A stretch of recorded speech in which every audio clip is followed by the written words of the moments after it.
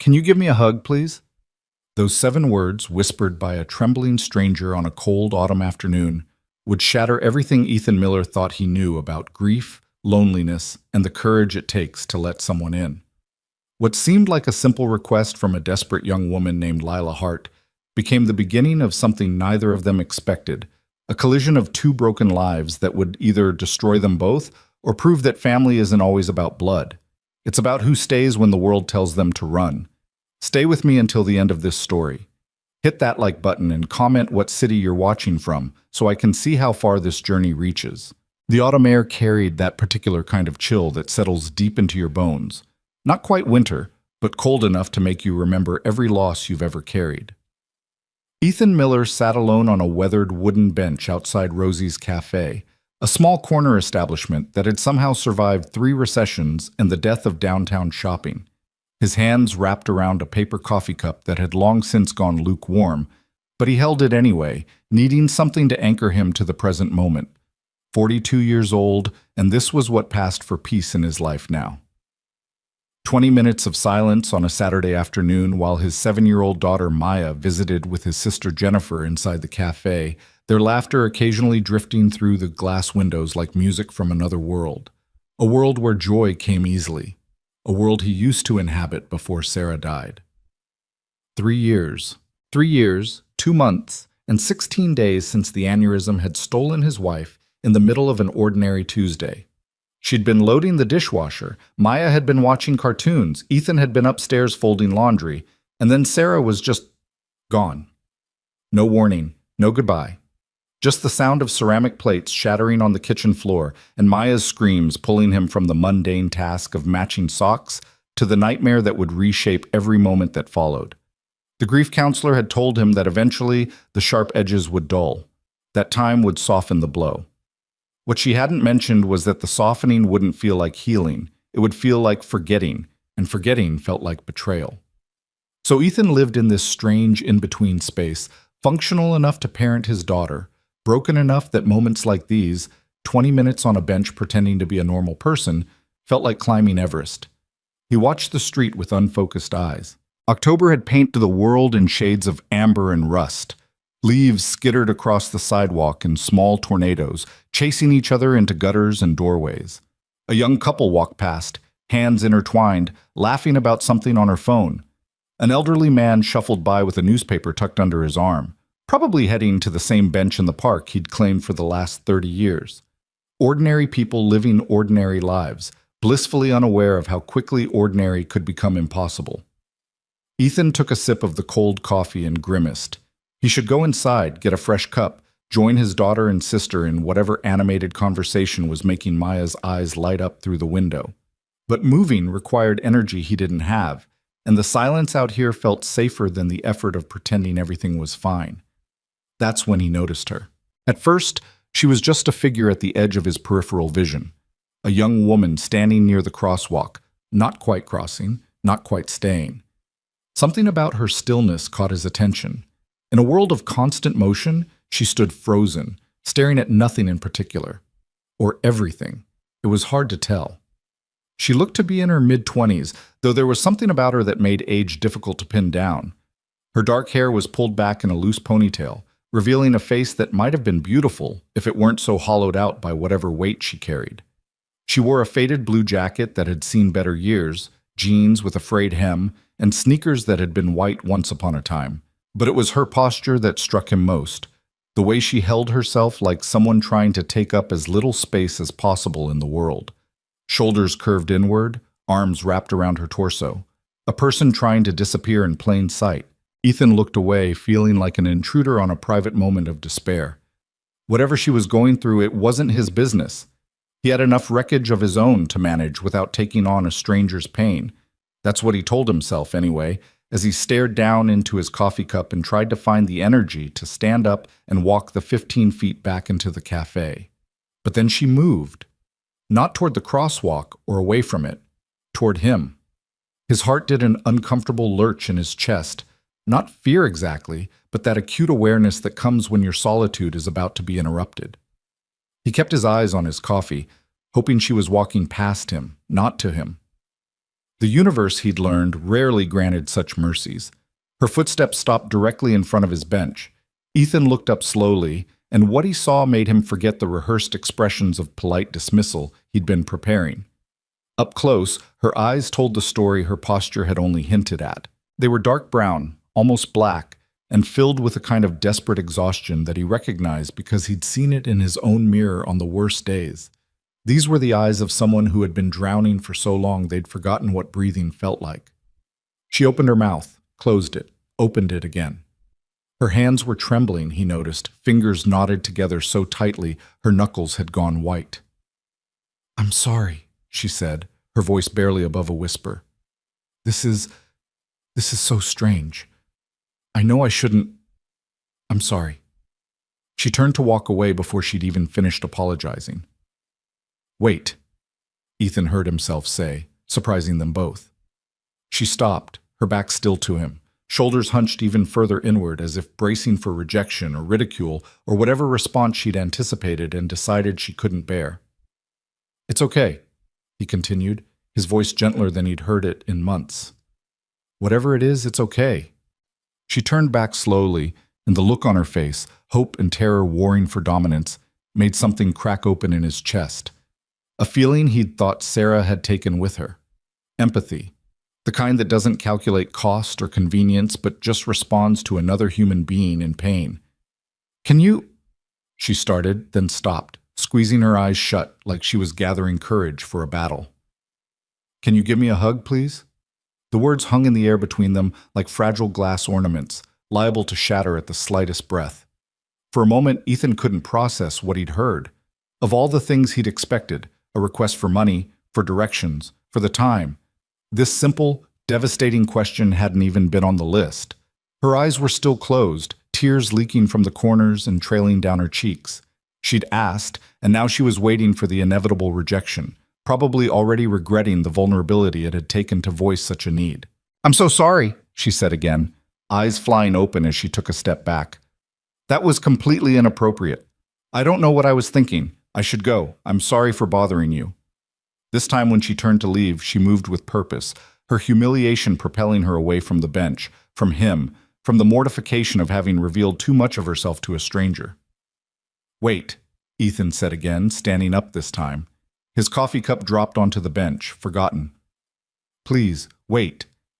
She stopped but didn't turn around. He could see her shoulders shaking now, the trembling that had been confined to her hands spreading through her entire body. "What's your name?" he asked. The question seemed to catch her off guard. She turned halfway, just enough that he could see her profile, the tear tracks on her face catching the afternoon light. "Lila," she said. "Lila Hart." "I'm Ethan," he said. "Ethan Miller."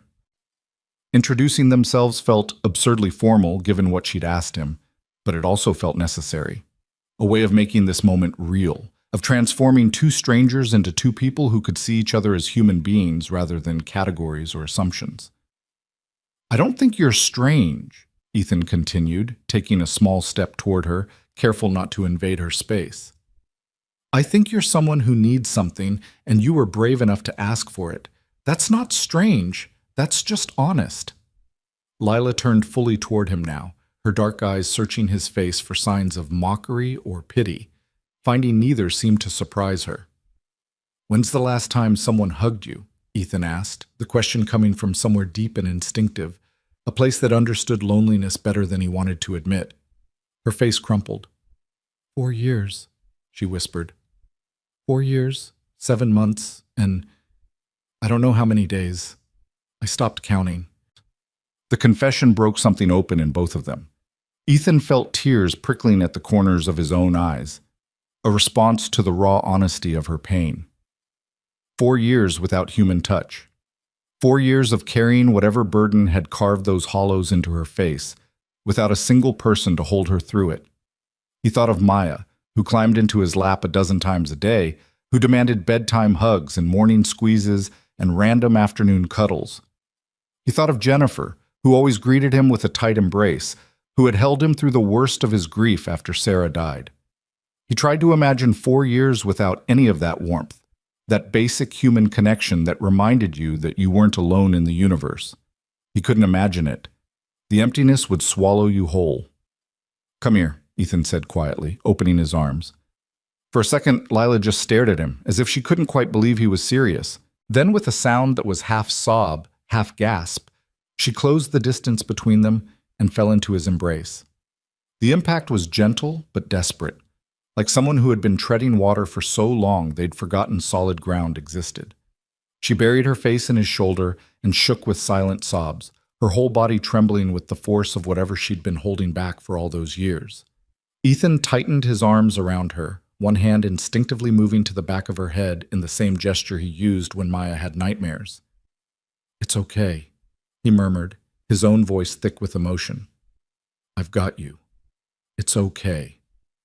How long they stood there, he couldn't say. Time felt elastic, stretched and compressed simultaneously. Long enough for the young couple who'd passed earlier to walk back the other way, their laughter fading as they noticed the scene on the bench and wisely gave them space. Long enough for the elderly man to shuffle past with his newspaper, his expression soft with understanding that came from decades of life and loss. Long enough for Lila's sobs to quiet into shuddering breaths, then into the kind of stillness that follows a storm. She didn't pull away immediately when the crying stopped. Instead, she stood there in his arms, clinging to this stranger who had offered her the one thing she'd been starving for: simple, uncomplicated human kindness. When she finally stepped back, her face was blotchy and tear-stained, but there was something different in her eyes. Not happiness exactly, but a kind of relief, like someone who'd been holding their breath underwater and finally broke the surface. "Thank you," she whispered. "You have no idea." "Thank you." "Sit with me?" Ethan asked, gesturing to the bench. She hesitated, probably already feeling like she'd imposed too much, taken too much. But then she nodded and followed him to the bench, leaving a careful space between them as they sat. For a long moment, neither of them spoke. Inside the cafe, Ethan could see Maya and Jennifer at their table, Maya gesturing wildly as she told some story, Jennifer laughing and sipping her tea. His normal life continuing without him, oblivious to the extraordinary moment happening just outside the window. "I can't believe I did that," Lila said finally, her voice still rough from crying. "Just walked up to a complete stranger and asked for a hug. Who does that?" "Someone who needed it," Ethan said simply. "Someone who was brave enough to ask." "Or desperate enough," she said, a bitter edge creeping into her voice. "Desperation looks a lot like bravery sometimes."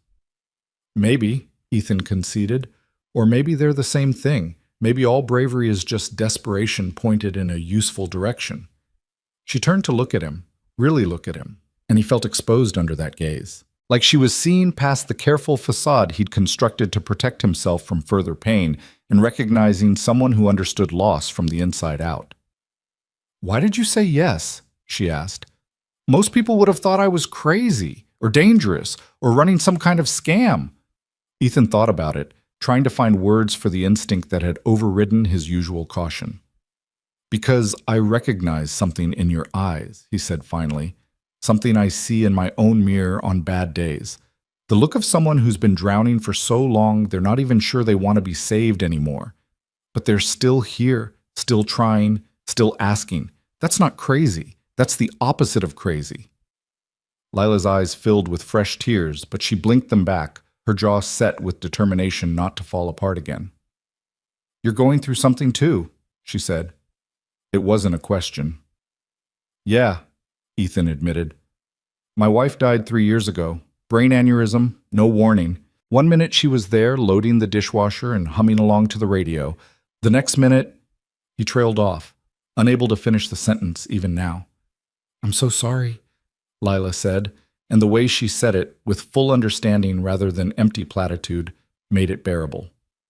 "How about you?" he asked gently. "What brought you to that crosswalk today? What made you desperate enough to ask a stranger for what you needed?"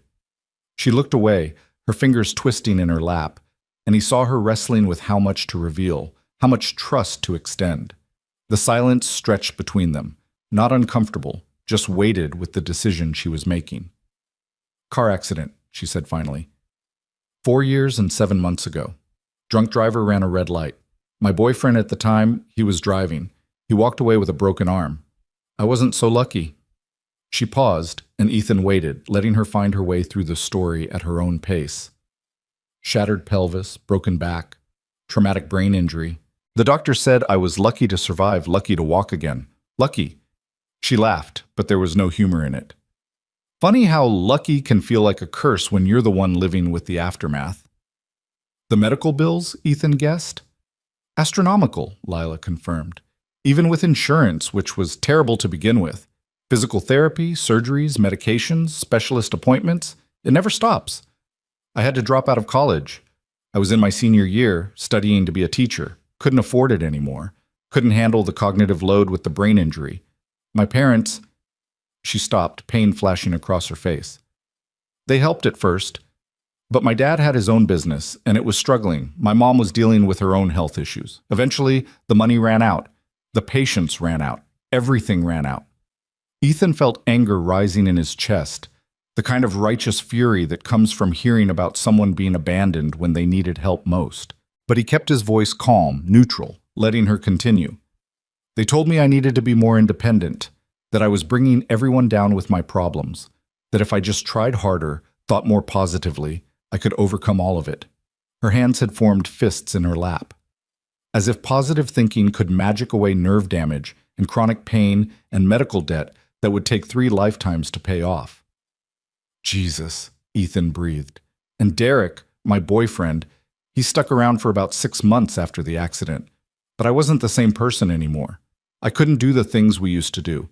Couldn't go hiking or dancing or any of the adventures he loved. The pain, the fatigue, the cognitive issues. I became a burden instead of a partner. He tried to hide it, but I could see it in his eyes. The resentment, the impatience, the way he looked at me like I'd broken some kind of promise to stay whole and healthy and fun. She took a shuddering breath, and Ethan noticed she was massaging her left hip unconsciously, a gesture that spoke to chronic pain so constant she probably didn't even realize she was doing it. He left eventually, told me I needed to focus on my recovery and he didn't want to be a distraction, which was a nice way of saying he didn't sign up to date someone broken. The bitterness in her voice could have cut glass. My friends drifted away too. Couldn't handle how I'd changed. Couldn't deal with canceling plans at the last minute when my pain was too bad. Eventually they stopped inviting me to things, stopped calling, stopped checking in. So you've been alone, Ethan said quietly. Completely, Lila confirmed. Living in a studio apartment I can barely afford, working part-time retail when my body cooperates, trying to stretch food stamps and disability payments to cover everything. No family, no friends, no one who touches me or hugs me or even shakes my hand, just doctors with clinical touches and strangers bumping into me on the bus.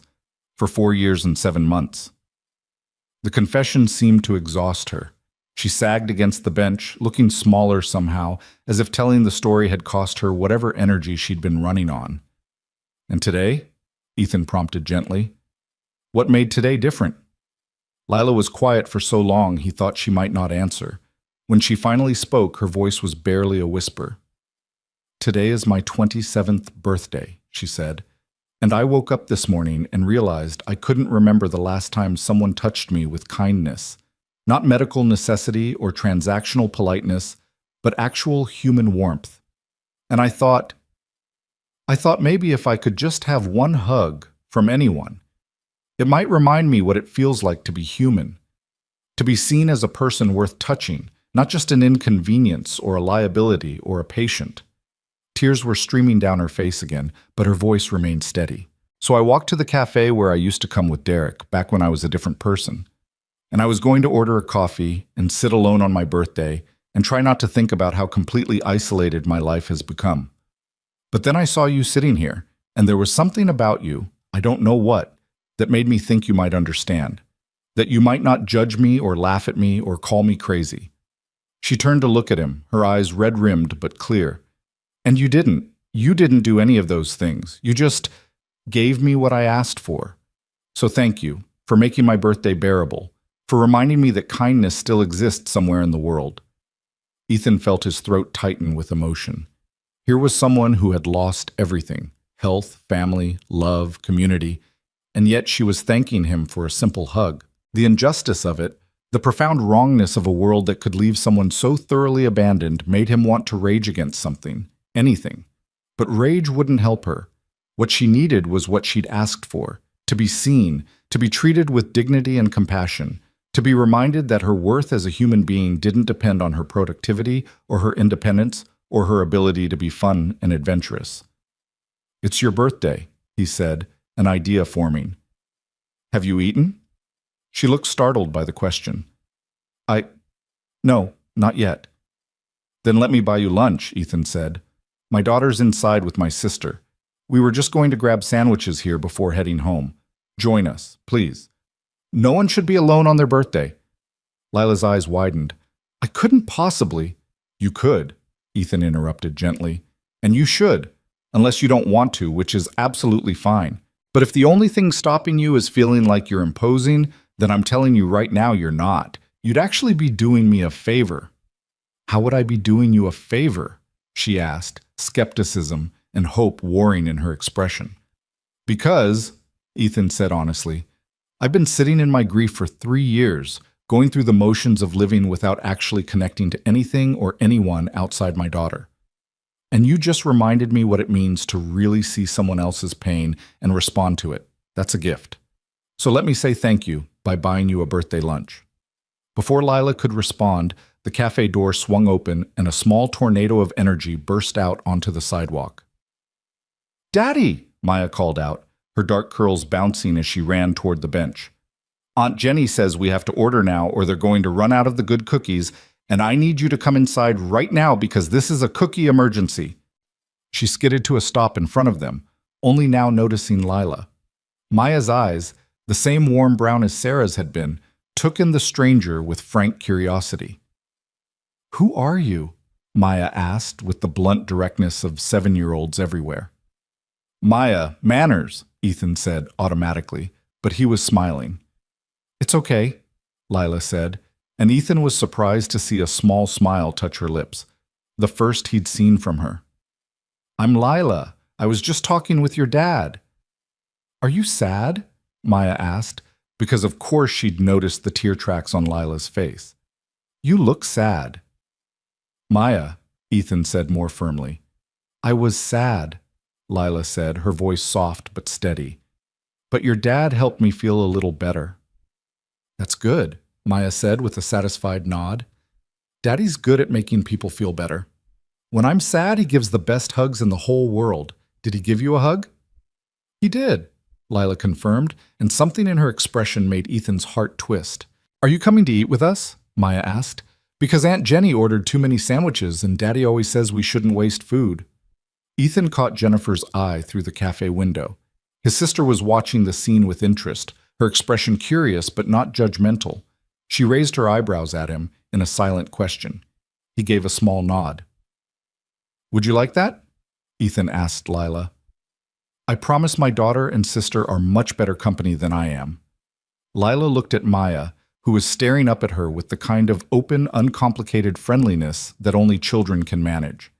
Then she looked at Ethan, and he saw her making a choice, to risk a little more vulnerability, to accept a little more kindness, to step toward connection instead of retreating into the familiar safety of isolation. "Okay," she said quietly, "if you're sure I'm not intruding." "You're not," Ethan assured her. "Yes!" Maya cheered, grabbing Lila's hand without hesitation. "Come on, you have to meet Aunt Jenny and help me pick which cookie to get, because there are chocolate chip and oatmeal raisin, and it's the hardest decision ever." Lila let herself be pulled toward the cafe, glancing back at Ethan with an expression that was equal parts terrified and grateful. He followed behind them, picking up his abandoned coffee cup from the bench, his mind racing with the strangeness of the last 20 minutes. A woman had asked him for a hug. He'd said yes, and now she was holding his daughter's hand and walking into Rosie's cafe like she belonged there, like this was normal, like the universe hadn't just tilted on its axis in a way he didn't quite understand yet. Inside the cafe, the warmth hit him immediately, both the temperature and the atmosphere. Rosie's had been a fixture in the neighborhood for 40 years, surviving on good coffee, better sandwiches, and the kind of genuine hospitality that made people want to linger. The walls were decorated with local art, The tables mismatched in a way that felt charming rather than chaotic, and the smell of fresh bread and brewing coffee created an atmosphere that felt like coming home. Jennifer stood as they approached, her expression warm but curious. At 45, she was 3 years older than Ethan, with the same dark hair and blue eyes, but a face that hadn't been carved by quite as much tragedy. She'd been his rock since Sarah died, showing up with casseroles and patience and unconditional love for both him and Maya. "Jenny, this is Lila," Ethan said. "Lila, my sister Jennifer." "Call me Jenny," his sister said, extending her hand. "Any friend of Ethan's is welcome." Lila shook her hand, and Ethan noticed how carefully Jenny took note of Lila's tear-stained face and fragile posture without making it obvious she'd noticed. "And I'm Maya," his daughter announced, still holding Lila's other hand. "I'm 7 3/4, and I'm in 2nd grade, and my favorite color is purple, and I like horses, even though I've never ridden one, and someday I want to be an astronaut or maybe a veterinarian. I haven't decided yet." "Those are both excellent options," Lila said seriously, and Maya beamed. They settled into a booth, Maya insisting that Lila sit next to her, with Ethan and Jenny across from them. A college-age server with bright pink hair and a nose ring came over with menus and water, chatting easily about the daily specials before leaving them to decide. Ethan watched Lila pick up the menu with trembling hands, saw her eyes widen slightly at the prices, and felt his chest constrict. He could almost see her doing calculations in her head, trying to figure out what the absolute cheapest thing she could order would be, probably already regretting accepting his invitation. "Order whatever you want," he said quietly, catching her eye. "I mean it. It's your birthday. Get what actually sounds good, not what costs least." She looked like she might argue, but Maya chose that moment to lean over and start pointing out all her favorite menu items, completely oblivious to the adult dynamics playing out around her. By the time the server returned, Lila had been talked into the Turkey Club sandwich and sweet potato fries, which Maya assured her were the best fries in the universe, no exaggeration. As they waited for their food, Maya dominated the conversation with the enthusiastic energy of a child who never met a silence she couldn't fill. She told Lila about school, her best friend Sophie, her new teacher Mr. Peterson, who had a beard like a wizard, and the upcoming fall festival where she wanted to enter the pumpkin decorating contest but couldn't decide if she should paint her pumpkin or bedazzle it. "Why not both?" Lila suggested, and Maya's eyes went wide like she'd just received divine revelation. "You're a genius," Maya declared. "Maya, Daddy, can I do both? Paint and bedazzle?" "I don't see why not," Ethan said, unable to suppress his smile at his daughter's enthusiasm. "This is going to be the best pumpkin ever," Maya said with absolute conviction.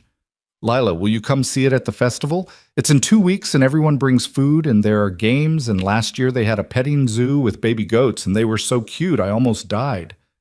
"Maya, Lila might be busy," Ethan started, trying to save her from feeling obligated. "I'd love to," Lila said quietly, surprising them all. If that's okay." "Of course it's okay," Maya said. "It's a public festival. Anyone can come. Right, Daddy?" "Right," Ethan confirmed, meeting Lila's eyes across the table and seeing the vulnerability there, the fear that she was overstepping, combined with a desperate hope that the invitation was genuine.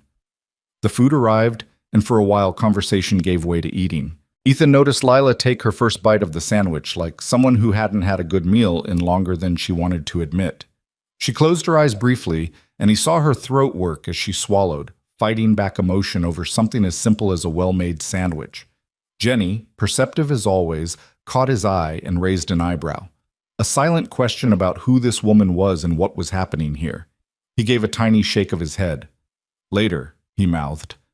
Jenny nodded and went back to her soup, but he could feel her curiosity radiating across the table.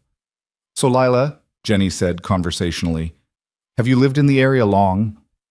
It was an innocuous question, the kind of small talk people made all the time. But Ethan saw Lila tense slightly, saw her trying to formulate an answer that wouldn't reveal too much about her circumstances. "About 4 years," Lila said. "I moved here after—" She paused, glancing at Maya. "After some changes in my life." "Do you work nearby?" Jenny asked. I work at the Riverside Pharmacy, Lila said. Part-time. Retail. Oh, I know that place, Maya chimed in. They have the really good cough drops that taste like cherries instead of medicine. Daddy always gets them there when I'm sick. We do have those, Lila confirmed, and Ethan was grateful for his daughter's ability to turn even the most mundane topics into enthusiastic conversation. The meal continued, tension gradually easing as Maya's chatter filled the spaces, and Jenny's warmth created an atmosphere of acceptance. Ethan watched Lila slowly unfold, not completely, but enough that he could see glimpses of who she might have been before the accident, before the abandonment, before 4 years of isolation had taught her to make herself as small as possible. When the server brought the check, Ethan grabbed it before anyone else could reach for it, waving away Lila's protests.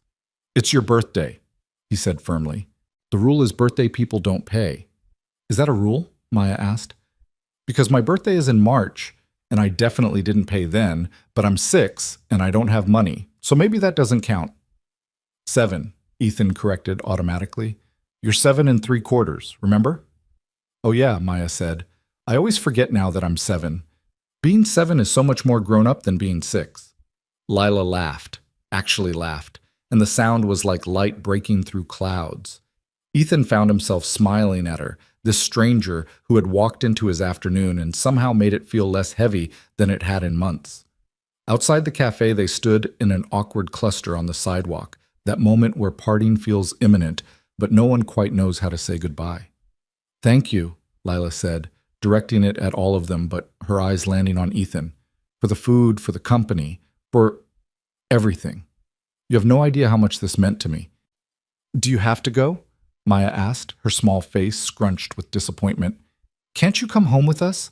We're going to watch a movie and make popcorn, and Daddy always lets me stay up late on Saturdays. Maya, Ethan said gently. It's okay, Lila said, crouching down to Maya's level despite the visible effort it cost her. I would love that, but I have some things I need to do today. But thank you for asking. That was really kind. Will I see you again? Maya asked with the directness that made adult social conventions irrelevant. Lila looked up at Ethan, uncertainty written across her face. At the fall festival, Ethan heard himself say. If you still want to come, it's 2 weeks from today. 2 o'clock at Riverside Park. I'll be there, Lila said, standing back up slowly, one hand going to her hip again in that unconscious gesture of pain. I promise. They exchanged phone numbers, Lila's hands shaking as she typed Ethan's contact information into a phone that had clearly seen better days. When she walked away down the sidewalk, moving with a slight limp that hadn't been as noticeable before, Maya waved until Lila was out of sight. I like her, Maya announced. She's sad like you sometimes are, Daddy, but nice. Can she be our friend? I hope so, sweetheart, Ethan said quietly, watching Lila's figure disappear around the corner. I really hope so. As they drove home, Maya chattering in the back seat about pumpkin decorating strategies while Jenny sat in thoughtful silence, Ethan's mind kept returning to that moment on the bench, to Lila's trembling voice asking for something so simple it broke his heart, to the way she'd felt in his arms, like someone who'd been starving for human connection for so long she'd almost forgotten how to accept it. He thought about her birthday, 27 years old and completely alone. He thought about Sarah, who'd had family and friends surrounding her in her final moments, who'd never had to wonder if anyone cared whether she lived or died. He thought about his own isolation since her death, the way grief had taught him to push people away, to keep himself carefully separate from anything that might hurt. And he thought about how, for 20 minutes on a bench outside Rosie's cafe, 2 broken people had found each other in the wreckage and offered each other the simple grace of being seen. He didn't know what would come next. Didn't know if Lila would actually show up at the festival or if fear would convince her to protect herself by disappearing. Didn't know if this was the beginning of something or just a single moment of connection in an otherwise isolated life. But he knew that when she'd asked him for a hug, something inside him had responded, something he'd thought had died with Sarah. The ability to look at another person's pain and choose to step toward it instead of away. The capacity for compassion that didn't calculate cost or convenience. Maybe, he thought as Jenny quizzed Maya about her homework for the week, Maybe that was enough for now. Maybe all any of them could do was take one small step toward each other and hope it led somewhere that felt like home. His phone buzzed in his pocket. He glanced at it at a red light. Thank you for today, for treating me like a person, for giving me the best birthday I've had in years, for reminding me that kindness still exists.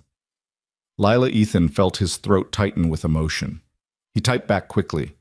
Thank you for being brave enough to ask for what you needed. See you at the festival. The light turned green. He drove toward home, toward the rest of his Saturday, toward all the ordinary moments that made up a life. But something had shifted. Some small crack had appeared in the careful walls he'd built around his heart. And through that crack, unexpectedly, improbably, light was beginning to seep in. The 2 weeks between that Saturday afternoon and the fall festival felt both endless and impossibly brief. Ethan found himself checking his phone more than he wanted to admit, watching for messages from Lila that came sporadically. Brief updates about her day, a photo of the sunset from her apartment window, a question about what kind of glitter would work best for pumpkin bedazzling. Each message was tentative, as if she was testing whether he'd really meant the invitation or if she'd imagined the kindness. He always wrote back, sometimes with practical answers, sometimes with questions about her life, sometimes just with encouragement to keep going through what he was beginning to understand were very difficult days. He learned that her chronic pain was worse in the mornings, that she loved old movies but rarely had the energy to watch them, that she'd once dreamed of teaching elementary school and still sometimes saw children's books at thrift stores and had to walk away before the grief of what she'd lost could swallow her whole. Maya asked about Lila every single day. Is it festival time yet? When is Lila coming? Do you think she likes horses? Should we bring extra popcorn in case she's hungry? The questions tumbled out with the relentless optimism of childhood, undimmed by adult concerns about whether Lila would actually show up or whether this fragile connection would survive contact with reality. Jenny had cornered Ethan 3 days after their lunch at Rosie's, showing up at his house with a bottle of wine and a look that said she wasn't leaving until he explained. So, she'd said, pouring them both generous glasses and settling onto his couch like she owned it. Who was she really? The woman at the cafe. And don't give me some sanitized version. I saw her face, Ethan. I saw yours too. He told her everything. About Lila's request for a hug, about the 4 years of isolation, about the accident and the abandonment, and the loneliness so profound it had driven her to approach a stranger on the street. Jenny had listened without interrupting, her expression shifting from curiosity to concern to something that looked like fierce protectiveness. You like her, Jenny had said when he finished. It wasn't a question. I barely know her, Ethan had protested. That's not what I asked. Jenny had fixed him with the same look she'd used when they were kids, and she'd caught him in a lie. You like her. And you're terrified because liking someone means opening yourself up to loss again. Jenny, I'm not saying it's a bad thing, his sister had interrupted gently. I'm saying it's a human thing. Sarah's been gone for 3 years, Ethan. At some point, you have to decide if you're going to keep living or just going through the motions until Maya grows up and you can stop pretending. The words had stung because they were true. He had been going through motions. Wake up, make breakfast, take Maya to school, go to work at the accounting firm where numbers provided safe distance from feeling anything real, pick Maya up, make dinner, help with homework, bedtime routines, collapse into bed, and do it all again. A loop of survival that kept him functional but not alive. What if I hurt her? He'd asked quietly. What if I'm not ready and I make her hope for something I can't give? She's been through enough, Jenny. She doesn't need me adding to her pain. What if she helps you heal? Jenny had countered. What if you help each other? Life doesn't come with guarantees, little brother. You can protect yourself from getting hurt by never letting anyone in, but that's not protection. That's just a slower way of dying. Now, standing in Riverside Park on a crisp October afternoon with Maya bouncing beside him and the smell of kettle corn and cider donuts filling the air, Ethan scanned the crowd for a face he'd only seen once but somehow couldn't forget. The festival was in full swing, families clustered around game booths, children running with face paint and balloons, a local band playing bluegrass on a makeshift stage near the pond. Do you see her? Maya asked, standing on her tiptoes like the extra 2 inches would help her spot Lila in the sea of people. What if she doesn't come? What if something happened? She'll come, Ethan said with more confidence than he felt. She promised. But as 15 minutes became 30 and 30 stretched toward 45, doubt began creeping in. Maybe Lila had woken up this morning and decided that connecting with them was too risky, too complicated, too likely to end in disappointment. Maybe her pain was too bad today. Maybe she'd convinced herself that she'd imagined the warmth of their lunch, that she was better off staying in the familiar territory of isolation where expectations couldn't hurt her. There, Maya suddenly shrieked, pointing toward the park entrance. Daddy, there she is! Ethan followed his daughter's finger and felt his chest tighten. Lila was walking through the gate, moving slowly and scanning the crowd with an expression that wavered between hope and terror. She wore the same faded blue jacket from before, but her hair was down today, falling past her shoulders in dark waves. Even from a distance, he could see her tension, the way she held herself like someone preparing for rejection. Lila!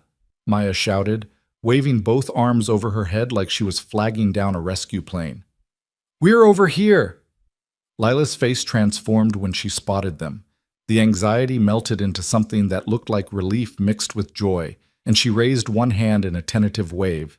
As she made her way through the crowd, Ethan noticed her limp was more pronounced today, her left hand occasionally reaching for her hip in that gesture he'd come to recognize as managing pain.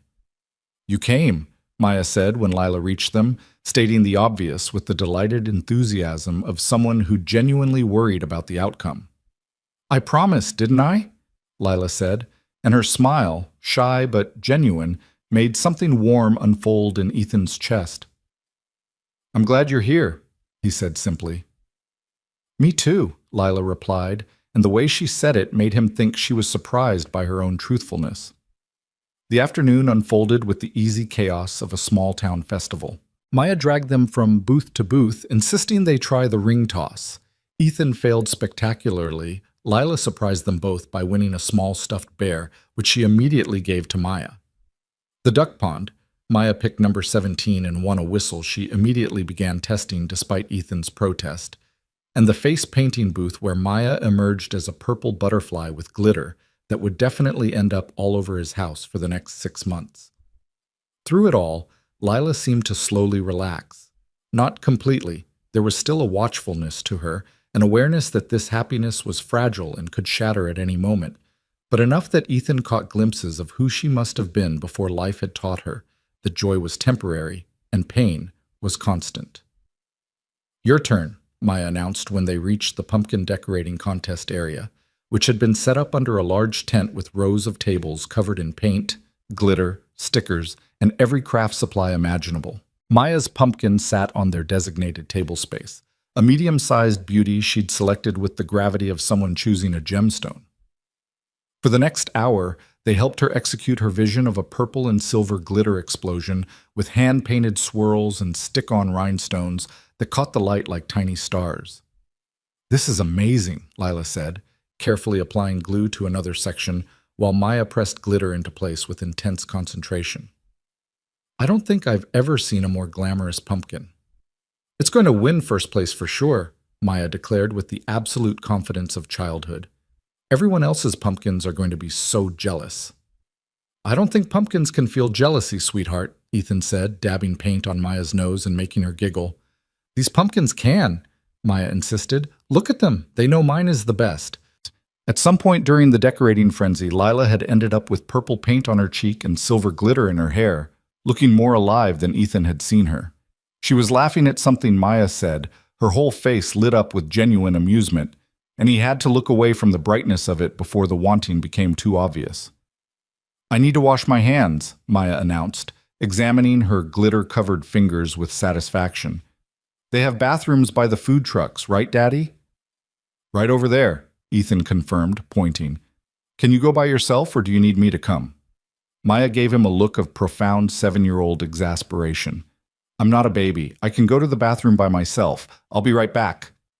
Guard my pumpkin.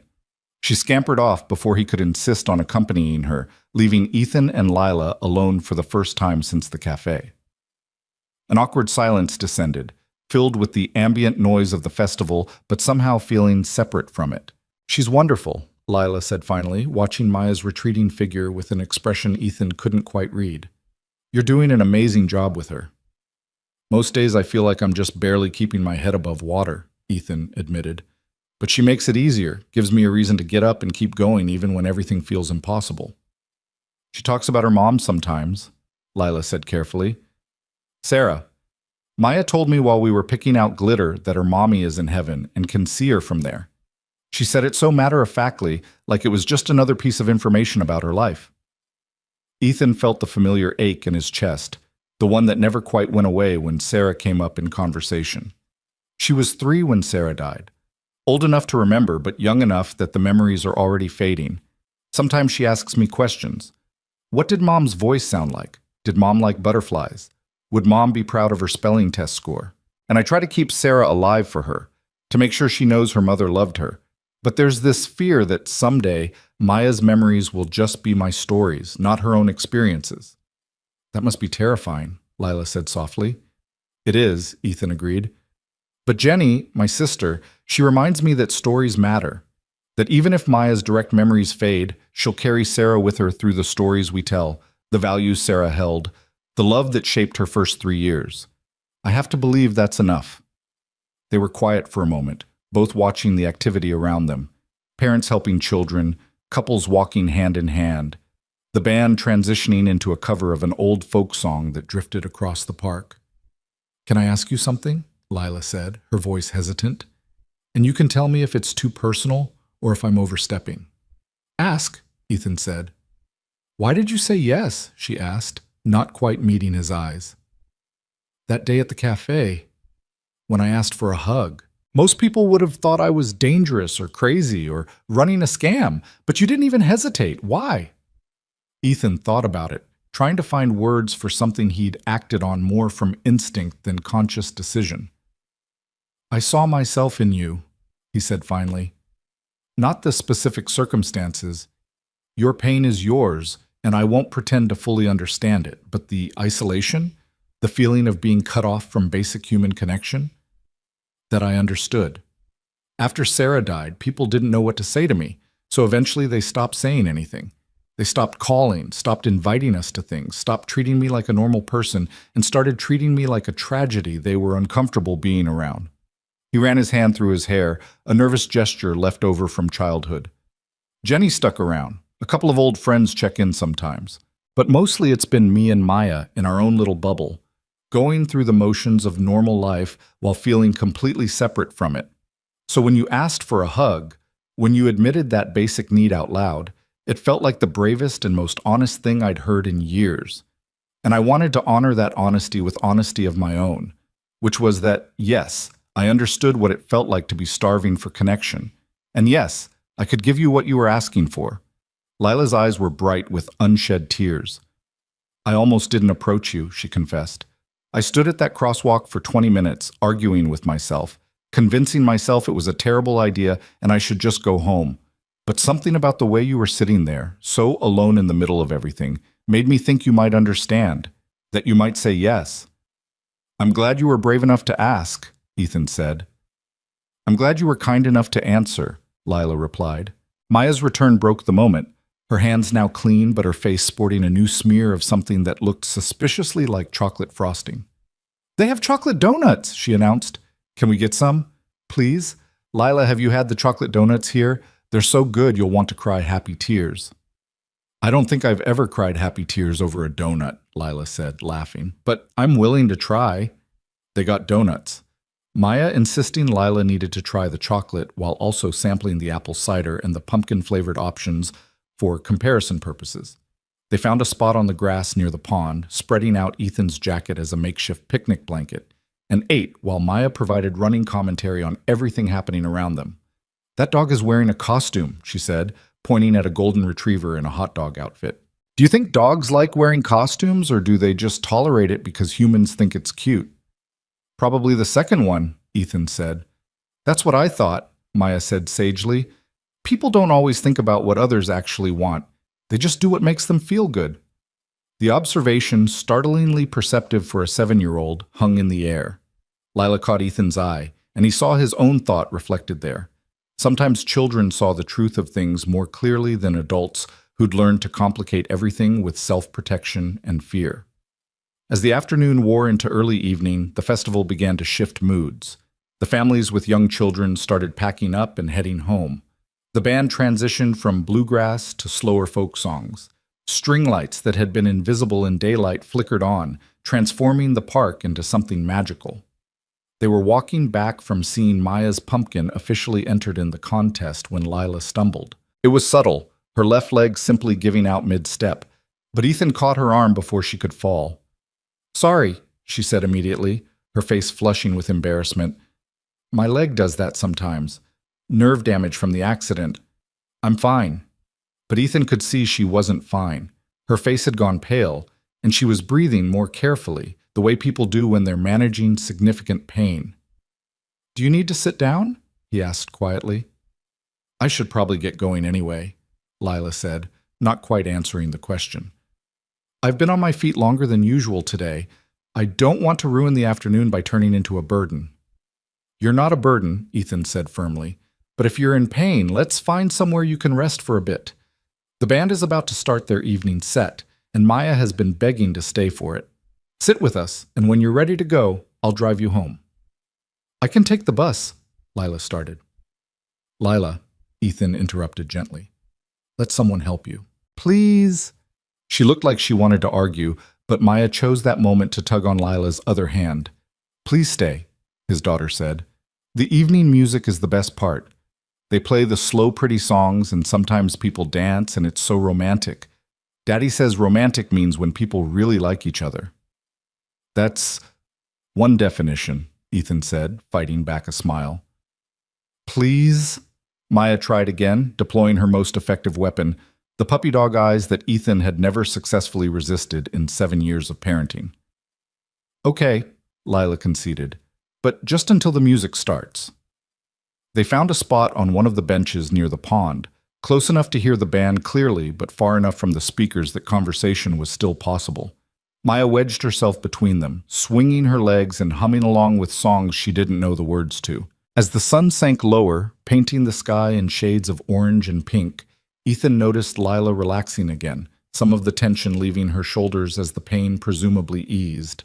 She had her eyes closed, face tilted toward the last rays of sunshine, and in the golden light she looked younger, more like the college student she'd been before the accident than the broken woman who'd asked a stranger for a hug 2 weeks ago. "This is nice," she said quietly, opening her eyes and catching him watching her.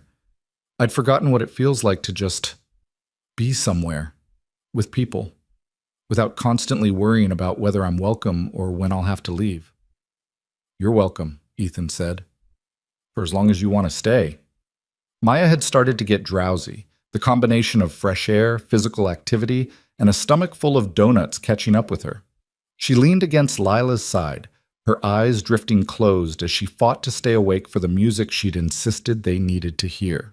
"She's falling asleep," Lila whispered, looking down at Maya with such tenderness it made Ethan's throat tight. "She does this," he said. "Insists she's not tired right up until she passes out. I'll carry her to the car when we're ready to go." "She's lucky to have you," Lila said. "A dad who brings her to festivals and lets her bedazzle pumpkins and carries her when she's tired. A lot of kids don't have that." "I'm the lucky one," Ethan said honestly. "She's the reason I got out of bed for the first 6 months after Sarah died. The reason I kept going even when everything felt impossible. She needed me, so I couldn't give up. Sometimes I think she saved my life without even knowing it." The band transitioned into a slow instrumental piece, something with violin and acoustic guitar that felt like melancholy and hope braided together. Around them, couples had indeed begun to dance. Nothing formal, just swaying together in the grass as the evening deepened into night. "I used to love dancing," Lila said wistfully. "Before the accident, Derek and I would go to this club downtown every Friday night. Not fancy dancing, just moving to music and laughing and feeling young and invincible. I haven't danced in 4 years, can't anymore really. My balance is too unpredictable, and the pain makes it impossible to move the way I used to." "What kind of music did you dance to?" Ethan asked. "Anything with a good beat," Lila said, smiling at the memory. "Pop, hip-hop, old rock songs. Didn't matter as long as it made you want to move. Derek always said I danced like no one was watching, even when everyone was. I thought it was a compliment. Looking back, I think maybe he was embarrassed by how unself-conscious I was. That says more about him than you, Ethan said. There's nothing embarrassing about joy, about being fully present in a moment. I know that now, Lila said, but at the time when he left, I convinced myself that I was too much. Too dramatic, too emotional, too damaged, too everything. I spent a long time trying to be smaller, quieter, less needy, trying to be someone who wouldn't drive people away. It didn't work. They left anyway. Turned out the problem wasn't that I was too much, it was that I was asking for basic humanity from people who weren't capable of giving it. Maya had fully fallen asleep now, her small body warm against Lila's side, one hand curled loosely around Lila's arm. Lila looked down at her with such longing it was almost painful to witness. I wanted children, she said softly. Before the accident, I was studying to be a teacher because I loved kids, loved the way they saw the world with fresh eyes, and asked impossible questions and believed in magic. I thought I'd have a classroom full of students and then go home to my own kids someday. Build a life full of noise and laughter and sticky hands and unconditional love. She paused, her jaw tightening against emotion. After the accident, the doctor said pregnancy would be dangerous for me. Not impossible, but risky enough that they didn't recommend it. Between the nerve damage and the medications and the structural issues with my pelvis, it was just one more thing the drunk driver took from me. One more future that died on that road. Ethan didn't know what to say to that. There were no words that could make it better, no platitude that could ease the weight of dreams destroyed by someone else's reckless choice. So he just reached over and took her hand, lacing his fingers through hers in a gesture of solidarity and shared grief for all the futures that should have been. She squeezed his hand gratefully, tears sliding silently down her cheeks as the music swelled and the darkness settled around them like a blanket. They sat like that for a long time. Lila holding Maya, Ethan holding Lila's hand, all three of them connected in this moment of quiet understanding. Around them, the festival continued. People laughed and danced and lived their lives. But in their small circle of three, time felt suspended, holding space for the grief and hope and tentative connection none of them had been looking for, but all of them desperately needed. When the band finally took a break, Maya stirred and blinked sleepily up at them. "Did I miss the music?" she asked, disoriented. "You heard some of it," Ethan said, "but then you decided a nap was more important." "I wasn't napping," Maya protested, yawning. "I was resting my eyes." "Of course," Ethan said seriously. "My mistake. We should probably head home," he added, glancing at Lila. "And I'm still driving you. No arguments." This time, Lila didn't protest. She let Ethan help her to her feet, wincing slightly as weight transferred to her left leg. Maya held her hand as they walked slowly through the thinning crowd toward the parking lot, chattering about whether her pumpkin would win and what costume she should wear for Halloween, and did Lila want to help her pick it out. "I'd love that," Lila said, and Maya beamed. In the car, Maya fell back asleep almost immediately, strapped into her booster seat in the back. Ethan pulled up the GPS for Lila's address, a part of town he recognized as not quite dangerous, but definitely struggling, the kind of neighborhood where people lived because it was all they could afford, not because they chose it. The drive took 15 minutes, most of it in comfortable silence. When they pulled up to her building, a 3-story brick apartment complex that had probably been nice in the 1970s but now showed its age in peeling paint and cracked walkways, Lila didn't immediately get out.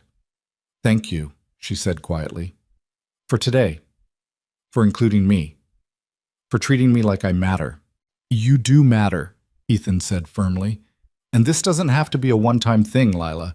If you want to, if you'd like to spend more time together, with us, we'd like that too." He could feel his heart hammering, aware he was offering something that went beyond casual friendship, that opened the door to something neither of them had names for yet. "I'd like that," Lila said, her voice trembling slightly. "But Ethan, I need you to understand something. My life is complicated. The medical stuff, the financial stress, the limitations on what I can do physically, it's not going to get better. This is who I am now, And I don't want you to think you're signing up for one thing and then realize later that it's more than you bargained for. I've been the burden that people couldn't handle before. I won't do that to you, to Maya. You're not a burden, Ethan said, turning to face her fully. You're a person who's been through hell and survived it, who has the courage to keep showing up even when the world keeps knocking you down, who asked for what you needed instead of pretending you didn't need anything. That's not weakness, Lila. That's strength. You might feel differently when, she started. I won't, Ethan interrupted. Look, I'm not going to pretend I have all the answers or that this will be simple. Grief and trauma have a way of complicating everything. But what I know for certain is that meeting you, spending time with you, seeing Maya light up around you, it's reminded me what it feels like to be alive instead of just surviving. And I hope, maybe we're reminding you of the same thing. Lila was crying again, but this time it felt different. Not the desperate sobs of that first afternoon, but something softer, like ice beginning to thaw. What if I hurt you? She whispered. What if I'm not strong enough or good enough, or what if you are? Ethan countered gently. What if we stop asking, what if, about all the ways this could go wrong, and start asking, what if, about the ways it could go right? She laughed through her tears, shaking her head. You make it sound so simple. It's not simple, Ethan admitted, but maybe it doesn't have to be as complicated as fear wants to make it. They sat there in the car, the engine ticking as it cooled, Maya sleeping peacefully in the back seat, and something shifted between them. An acknowledgement of possibility. A tentative agreement to stop protecting themselves quite so fiercely and see what happened when two broken people decided to be broken together instead of alone. Okay, Lila said finally. Let's try. Whatever this is, let's try. Yeah? Ethan asked, hope blooming warm in his chest. Yeah, Lila confirmed, smiling through her tears. He walked her to her apartment door, waited while she unlocked it, and said goodnight with a promise to text her in the morning. As he drove home with Maya still sleeping in the back, Ethan felt something he hadn't experienced in 3 years. Something that felt dangerously close to happiness. The weeks that followed the festival felt like watching something fragile and beautiful grow and fast forward. Lila became a regular presence in their lives, woven into the fabric of their daily routines in ways that felt both surprising and inevitable. She came over for dinner on Wednesday nights, her contributions always modest. A loaf of bread from the day-old rack, a bag of apples she'd gotten on sale, but offered with such careful dignity that Ethan learned to accept them graciously rather than protest that she didn't need to bring anything. Maya adored her with the uncomplicated intensity of childhood. She would run to the door when Lila arrived, talking before Lila had even crossed the threshold about her day at school. A funny thing Sophie said at lunch. A new book Mr. Peterson was reading to the class. Lila listened to every word like Maya was recounting the most fascinating story ever told, asking follow-up questions and remembering details from previous conversations in a way that made Maya feel truly seen. Lila remembers everything, Maya had told Ethan one night after Lila left. Not like when grown-ups pretend to listen, but they're really thinking about other stuff. She actually remembers that I said the butterscotch pudding at lunch was gross, and today she asked if they served it again, and I said yes, and she made the same yucky face I did. She gets it, Daddy. She gets me. Ethan understood what his daughter meant, because he felt it too. Lila had a way of being present that was becoming increasingly rare in a world of constant distraction. When you talked to her, she looked at you, actually looked, like your words mattered, and she wanted to understand not just what you were saying, but what you meant underneath the words. They fell into patterns. Friday nights became movie nights. The three of them piled on Ethan's couch with popcorn and whatever animated film Maya had selected. Lila would sit on one end, Maya in the middle, and Ethan on the other end. And somewhere during the movie, Maya would shift until she was half on Lila's lap, half on Ethan's, creating a bridge between them that felt symbolic of something neither adult was quite ready to name yet. Saturday mornings, if Lila wasn't working, she'd come over and help Maya with art projects. They'd spread newspapers across the kitchen table and pull out paints and markers and whatever craft supplies Ethan had accumulated through years of birthday parties and school events. Lila had a creative streak that Maya brought out, Together they'd made a mobile of painted leaves, a collage of magazine cutouts forming a dragon, a series of watercolor paintings that Maya insisted needed to be hung in the hallway like a real art gallery. On the Saturdays when Lila did have to work, Maya would count the hours until she got off, already planning what they'd do together the next day. Ethan would catch his daughter staring out the window around the time Lila usually arrived, her face falling with disappointment before brightening again as she remembered tomorrow was coming. "I think Maya might love her more than she loves me," Ethan had joked to Jenny during one of their regular phone calls. "Kids know who's safe," Jenny had replied, her voice knowing. "Maya lost her mother. She's found someone who makes her feel secure and cared for and special. That's not replacing Sarah, Ethan. That's Maya healing. You both are." The words had settled something in Ethan's chest, permission he hadn't realized he needed, because he was healing too, in ways that felt both wonderful and terrifying. Lila's presence in his life had begun to fill spaces he'd convinced himself would stay empty forever. The house felt less like a museum to Sarah's memory, and more like a home where life was happening again. He caught himself laughing more, not the polite laughter of social obligation, but genuine amusement that bubbled up spontaneously. He learned Lila's tells, the small signs that indicated how she was feeling on any given day. If she moved slowly in the mornings, her left hand pressing into her hip, it meant the pain was bad and she'd probably need to sit more than usual. If she was quiet and withdrawn, staring at nothing with unfocused eyes, it meant the cognitive effects of her brain injury were worse, the fog that made thinking feel like wading through mud, that stole words from her mouth mid-sentence and left her frustrated and embarrassed. On those hard days, Ethan learned not to push for conversation or activity. He'd set up the couch with pillows and blankets, put on one of the old movies Lila loved, and let her just exist without pressure to be anything other than what she was in that moment. Maya, with the intuitive empathy of children, would curl up next to Lila and stay quiet, offering her presence as comfort without demanding anything in return. "You don't have to do this," Lila had said one particularly difficult Saturday when her pain had been so bad she'd shown up at his door in tears, apologizing for ruining their plans. "You and Maya shouldn't have to rearrange your life around my medical disasters." "We're not rearranging anything," Ethan had told her, guiding her to the couch and helping her settle into a position that minimized the pain.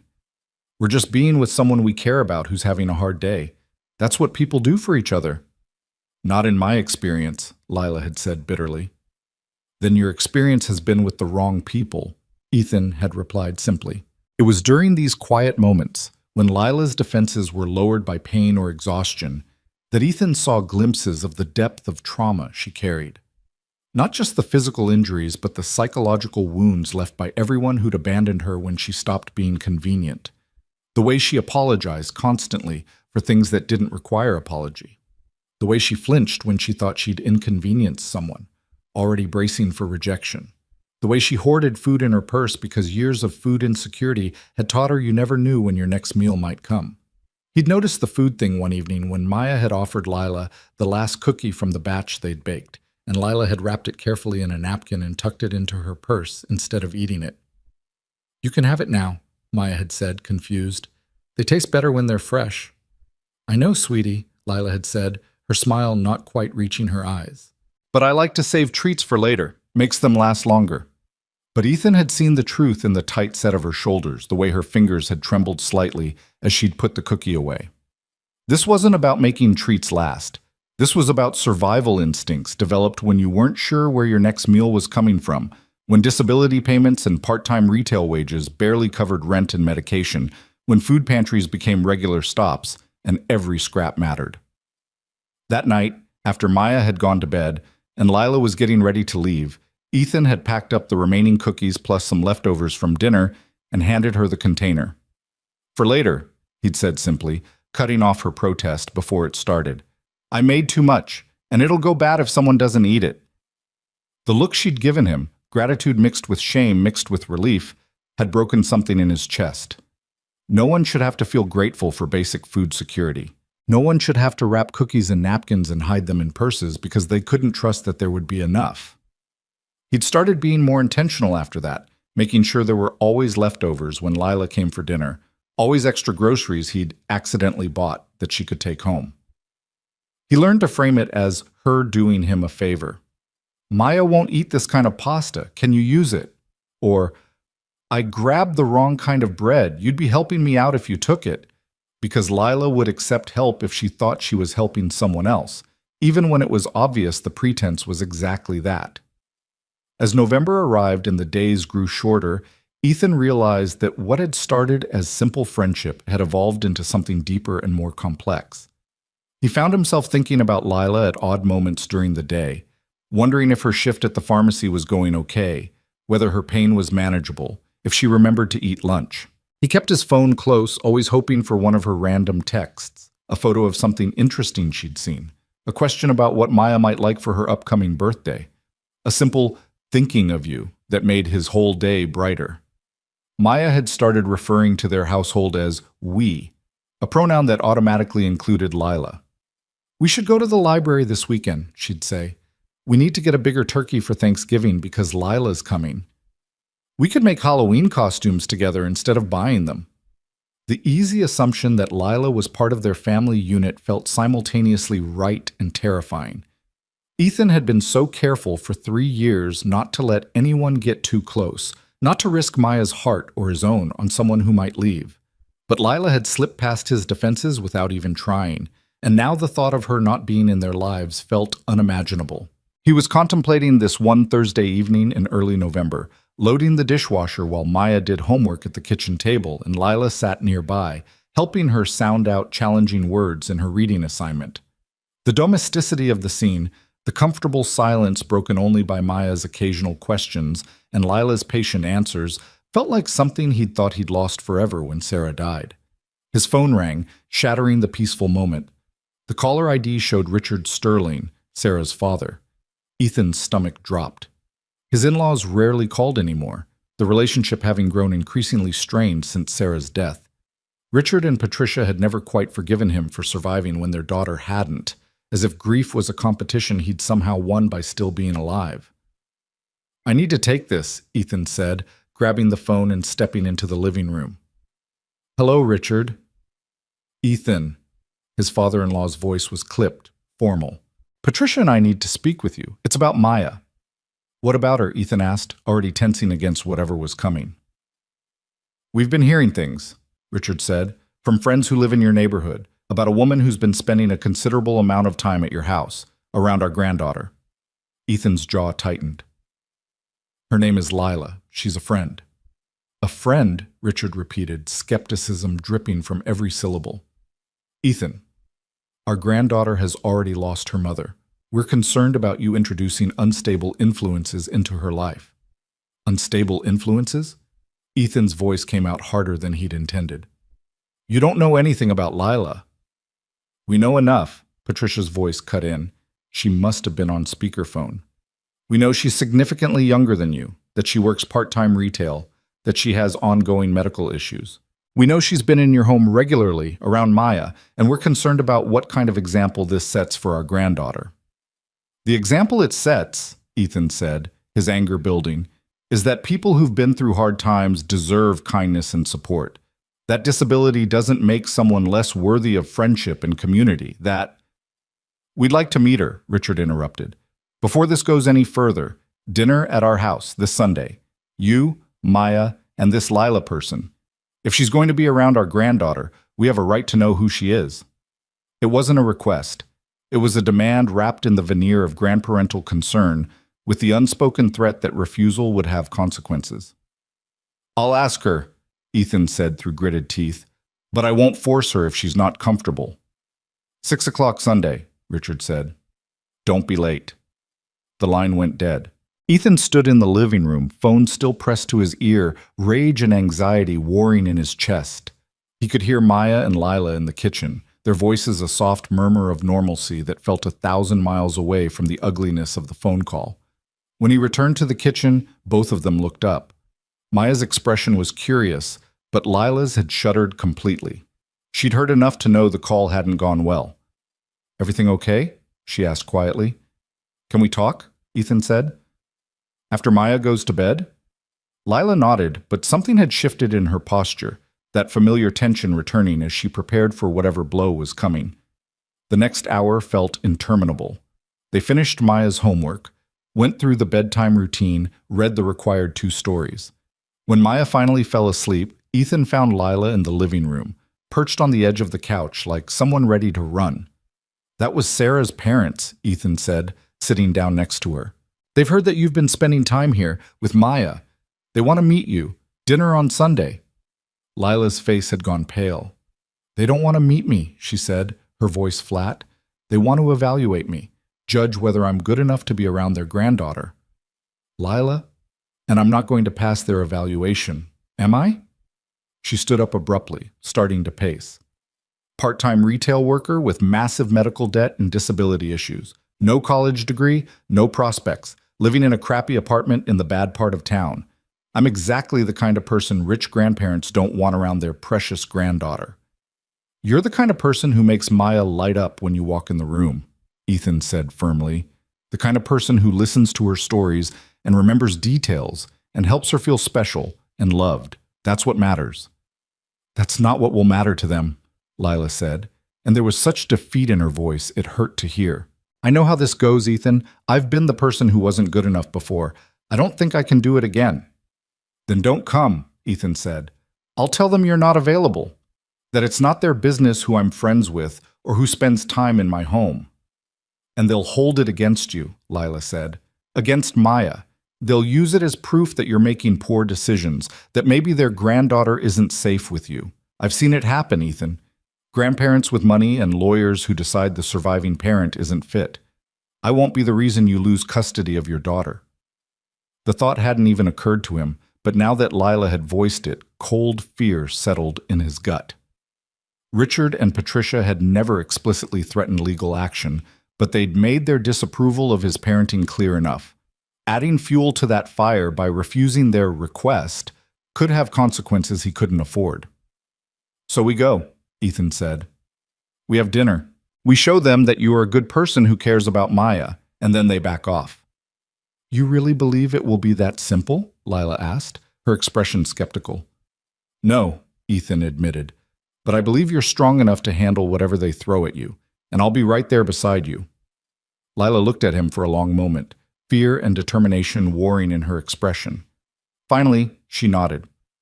"Okay, Sunday dinner. But Ethan, if this goes badly, if I say or do something that makes things worse for you and Maya, I need you to promise me you'll put distance between us. Your relationship with your daughter is more important than whatever this is between us." "Don't," Ethan said, standing and crossing to where she stood. "Don't start planning the exit before we've even walked through the door.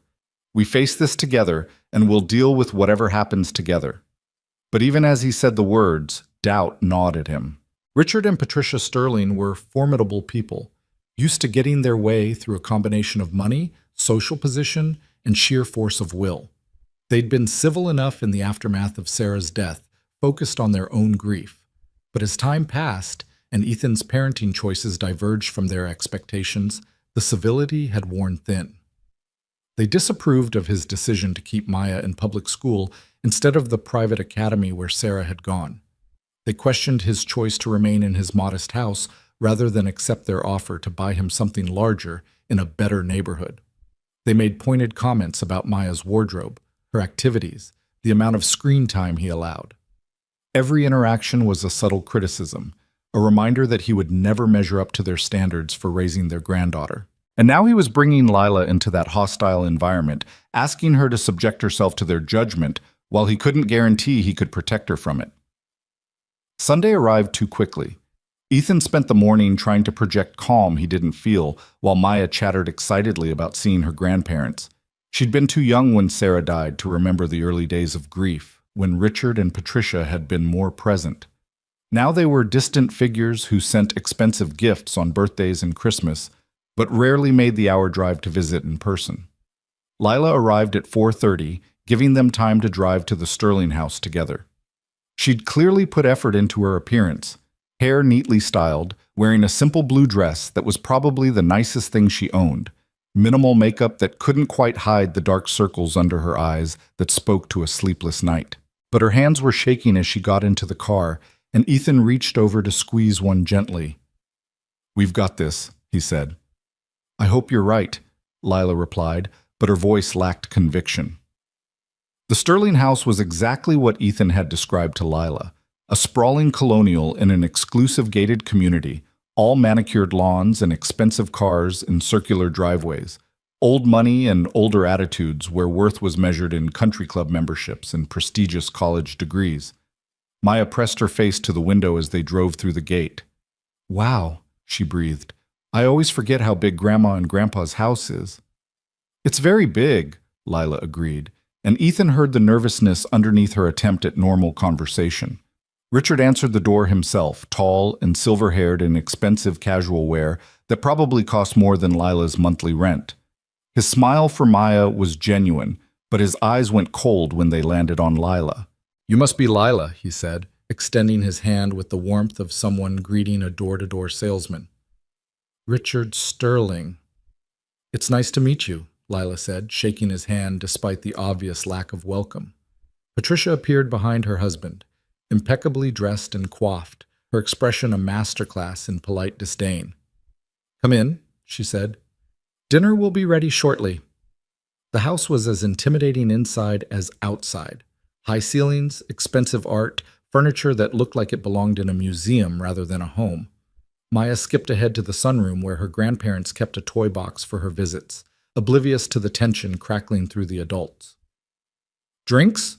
Richard offered, moving to a bar cart that probably held liquor worth more than Ethan's car. Water is fine, Lila said quickly. Wine for me, Ethan said, deciding he needed fortification for whatever was coming.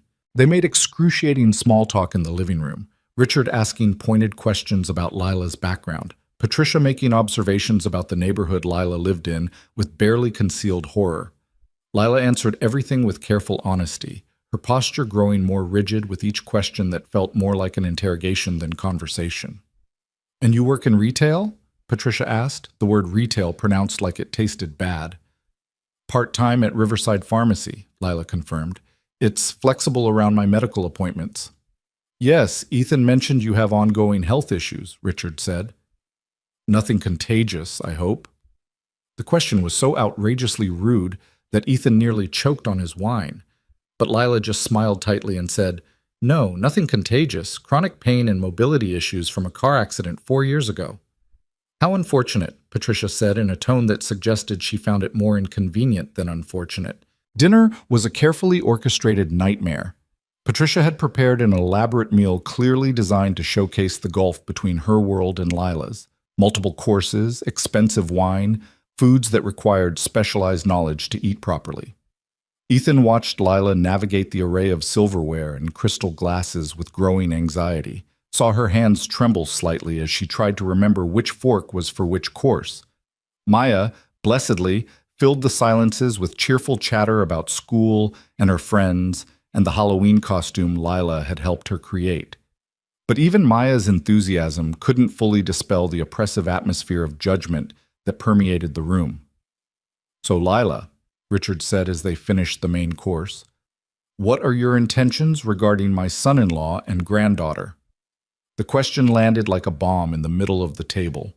Ethan's fork clattered against his plate. Richard, he said, his voice tight with anger. It's a fair question, Richard continued, his eyes never leaving Lila. You've been spending significant time in their home, around a young child who's already experienced profound loss. We simply want to understand what role you see yourself playing in their lives. Lila's face had gone white, but she met Richard's gaze directly. I see myself as their friend, she said quietly. Someone who cares about both of them and wants to support them however I can.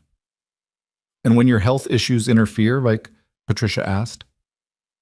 When Maya becomes attached to you and then you're unable to be present because of medical crises, have you considered how that might affect a child who's already lost her mother? That's enough, Ethan said, his voice sharp enough that Maya looked up from her plate with worried eyes. We're simply trying to protect our granddaughter, Richard said. Surely you can understand our concern about exposing her to instability. Lila is not instability, Ethan said firmly. She's been nothing but kind and supportive and wonderful with Maya. This interrogation is completely inappropriate. Is it? Patricia set down her wine glass with careful precision. Because from where we sit, it appears you're introducing Maya to a woman with significant medical and financial baggage, someone who works part-time retail and lives in a dangerous neighborhood. Is that really the kind of influence you want in your daughter's life? The contempt in her voice, the casual cruelty of reducing Lila to her worst circumstances and calling them baggage, made Ethan's vision narrow with rage. But before he could respond, Lila spoke. "You're right," she said quietly. Everyone turned to stare at her. "Lila," Ethan started, but she held up a hand to stop him. "You're right," she repeated, looking at Patricia.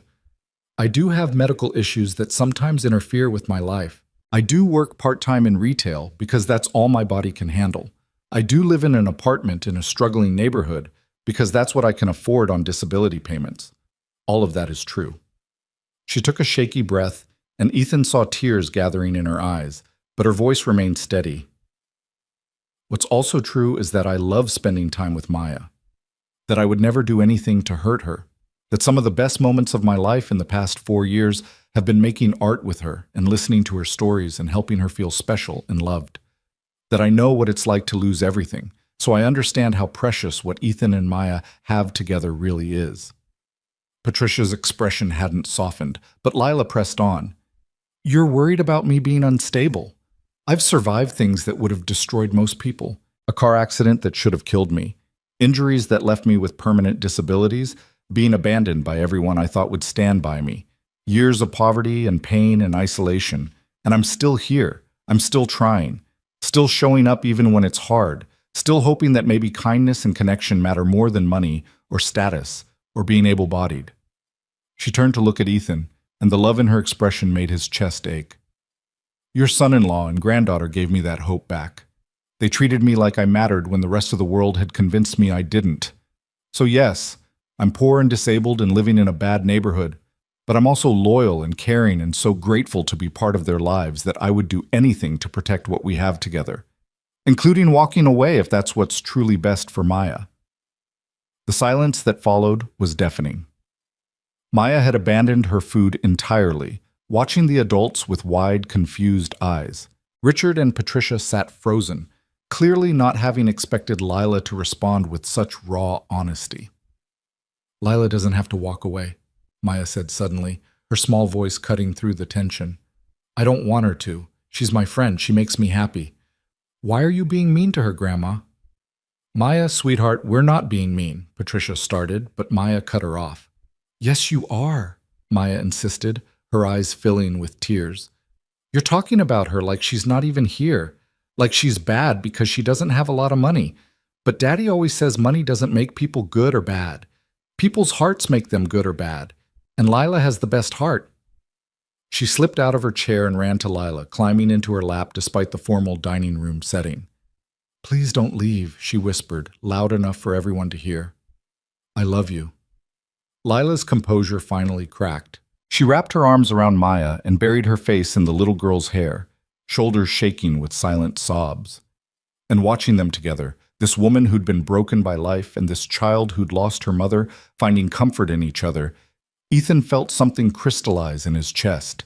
He stood up, his chair scraping against the hardwood floor. "We're leaving," he announced. "Ethan," Richard started. "No," Ethan said firmly.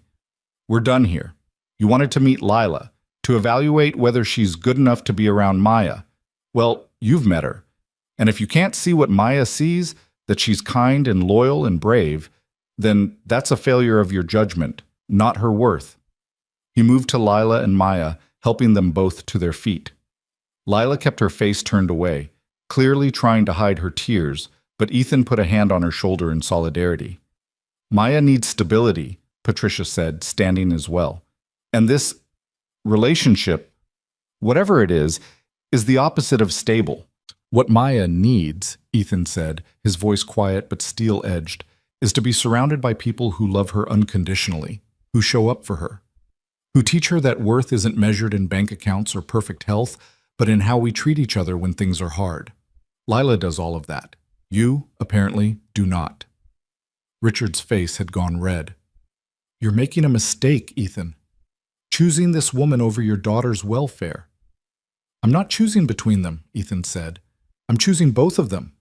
And if you can't accept that, if you're going to keep treating Lila like she's beneath us because she's had the audacity to survive tragedy, then maybe it's time to reevaluate how much time you spend around Maya, because I won't let you teach my daughter your brand of conditional love.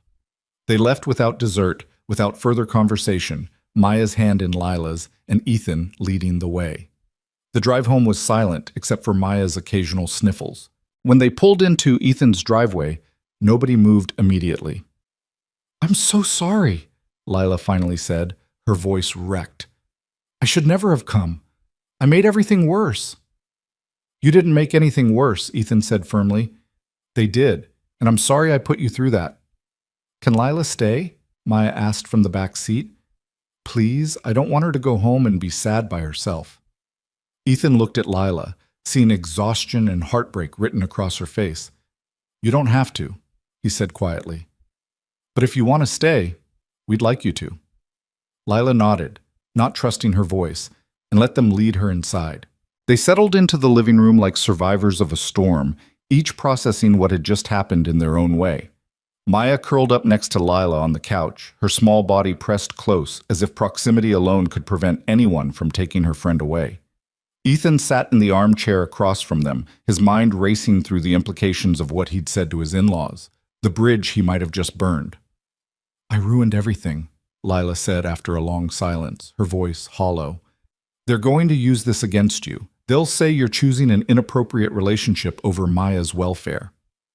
"There's nothing inappropriate about caring for someone," Ethan said firmly, "and they don't get to dictate who's part of our family." "But they're her grandparents," Lila pressed. "They have rights, money, lawyers. What if they—" "They won't," Ethan interrupted, though he couldn't quite suppress the threat of doubt in his own voice. "Richard and Patricia are many things, but they're not cruel enough to try to take Maya from me. They just need time to adjust to the idea that I'm allowed to have a life beyond mourning their daughter." Maya had been quiet through this exchange, her eyes moving between the adults like she was watching a tennis match. Now she spoke up, her voice small but determined. "I don't care what Grandma and Grandpa think. Lila's not bad. She's good. And she makes Daddy smile again like he used to before Mommy died." The observation, delivered with such simple clarity, made both adults fall silent. Ethan hadn't realized Maya had noticed, that she'd been aware of how much of his joy had disappeared with Sarah. Children saw everything, he realized, even the things adults tried to hide. "Come here, sweetheart," he said, and Maya scrambled off the couch to climb into his lap. He wrapped his arms around her, breathing in the strawberry scent of her shampoo. "I need you to know something. Whatever happens with Grandma and Grandpa, whatever they say or do, it doesn't change how much I love you. You're the most important person in my world. You always will be." "I know that, Daddy," Maya said, tilting her head back to look at him with Sarah's eyes. "But Lila's important too. She's part of our family now." "Maya," Lila started, her voice cracking. "You are," Maya insisted, turning to look at her. "Family doesn't have to be people who are related. Mr. Peterson told us that when we were learning about different kinds of families. He said family is people who love you and take care of you and show up even when things are hard. That's you, Lila. You're our family." Lila pressed her hand to her mouth, trying to hold back sobs, but they came anyway, great shuddering breaths that shook her whole body. Maya climbed down from Ethan's lap and went back to the couch, wrapping her small arms around Lila with the fierce protectiveness of someone much older. "Don't cry," Maya whispered. "It's okay. We're not going to let anyone take you away from us." Ethan watched them together, this child and this woman who'd both experienced profound loss, offering each other comfort in a way that transcended words.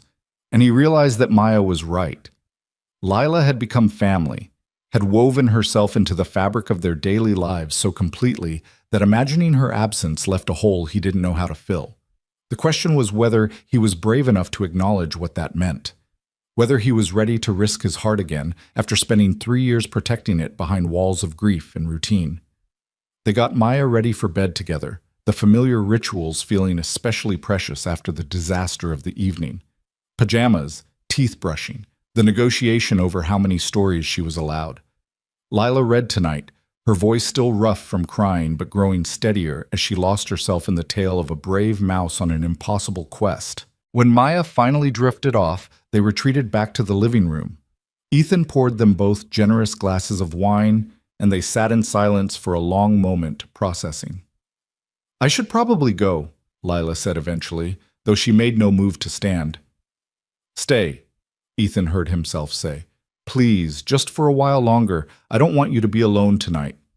Lila looked at him, really looked, and he saw the question in her eyes. What were they to each other? What was this thing that had grown between them over movie nights and art projects and shared dinners? Where did friendship end and something else begin? "What are we doing, Ethan?" she asked quietly. "Really? Because I need to know. I need to understand what this is before I let myself hope for something that isn't real." Ethan set down his wine glass and moved to sit beside her on the couch. "Honestly, I don't know exactly what this is. All I know is that you've become essential. That my day feels incomplete if I don't hear from you. That watching you with Maya makes me believe in goodness again. That when you hurt, I hurt. When you smile, I feel it in my chest like sunshine." He reached for her hand, lacing their fingers together. "After Sarah died, I convinced myself that was it for me. One great love in a lifetime, and I'd had mine. Everything else would just be going through the motions until Maya grew up and didn't need me anymore. But then you asked me for a hug on a random Saturday afternoon, and something shifted. You reminded me that I'm still alive, still capable of feeling something other than grief." "I'm terrified," Lila admitted, tears sliding down her cheeks again. "Of letting myself need you, and then losing you. Of becoming a burden you'll eventually resent. Of Maya getting attached, and then my health failing in some catastrophic way and breaking her heart. I've lost so much already, Ethan. I don't know if I can survive losing this too." "So we're both terrified," Ethan said, both convinced we're going to ruin this somehow. "Maybe that's okay. Maybe fear means we understand how precious this is." "Your in-laws hate me," Lila said. "They think I'm dragging you and Maya down." "Then they're wrong," Ethan said simply. "You're not dragging us anywhere. If anything, you've been pulling us back toward life, toward connection, toward actually feeling things instead of just existing." "What if they take legal action?" Lila asked, voicing the fear that had been lurking underneath everything. "What if they try to get custody of Maya because of me?" "They won't," Ethan said with more confidence than he felt. "Richard and Patricia are concerned grandparents, not monsters. They'll calm down. Give them some time." But even as he said it, doubt gnawed at him. He knew his in-laws well enough to understand that they didn't back down easily when they believed they were right. And they'd made their position crystal clear. They saw Lila as a liability, a threat to Maya's well-being, someone Ethan should cut from their lives immediately. The week that followed the disastrous dinner proved Ethan's optimism premature. On Tuesday, he received an email from Richard's attorney requesting a meeting to discuss concerns regarding the welfare of the minor child, Maya Miller. On Wednesday, Patricia showed up unannounced at Maya's school, attempting to pick her up early for what she called a grandmother-granddaughter day, until the school contacted Ethan to confirm permission, which he firmly denied. By Friday, Jenny was standing in his kitchen, waving a sheaf of legal documents that had been delivered to her house by mistake. "They're actually doing it," she said, her face pale. "Richard and Patricia have filed for emergency custody. They're claiming you're in an unstable relationship with someone who poses a risk to Maya's emotional and physical well-being." Yeet. The words hit like a physical blow. Ethan sank into a chair, the room tilting around him. "They can't. They have no grounds. They have money and lawyers and affidavits from neighbors who witnessed Lila coming and going from your house at all hours," Jenny said, reading from the documents. "They're painting it as you prioritizing a romantic relationship over your daughter's needs. They're using Lila's medical history, her financial situation, even her age against you." "This is insane," Ethan said, his hand shaking as he took the papers from Jenny. "Lila has been nothing but good for Maya, for both of us." "I know that," Jenny said gently, "but courts care about stability and established norms.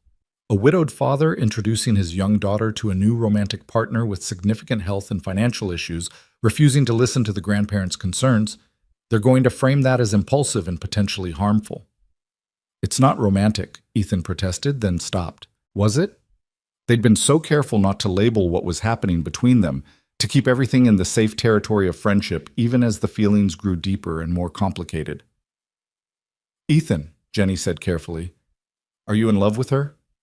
The question hung in the air. Ethan thought about Lila's laugh, the way she listened to Maya's stories like they were the most important thing in the world, how she brought light into the gray spaces his grief had created. He thought about her courage in surviving circumstances that would have destroyed lesser people, her kindness despite having every reason to be bitter, the way his chest felt lighter when she was near. Yes, he said quietly. I think I am.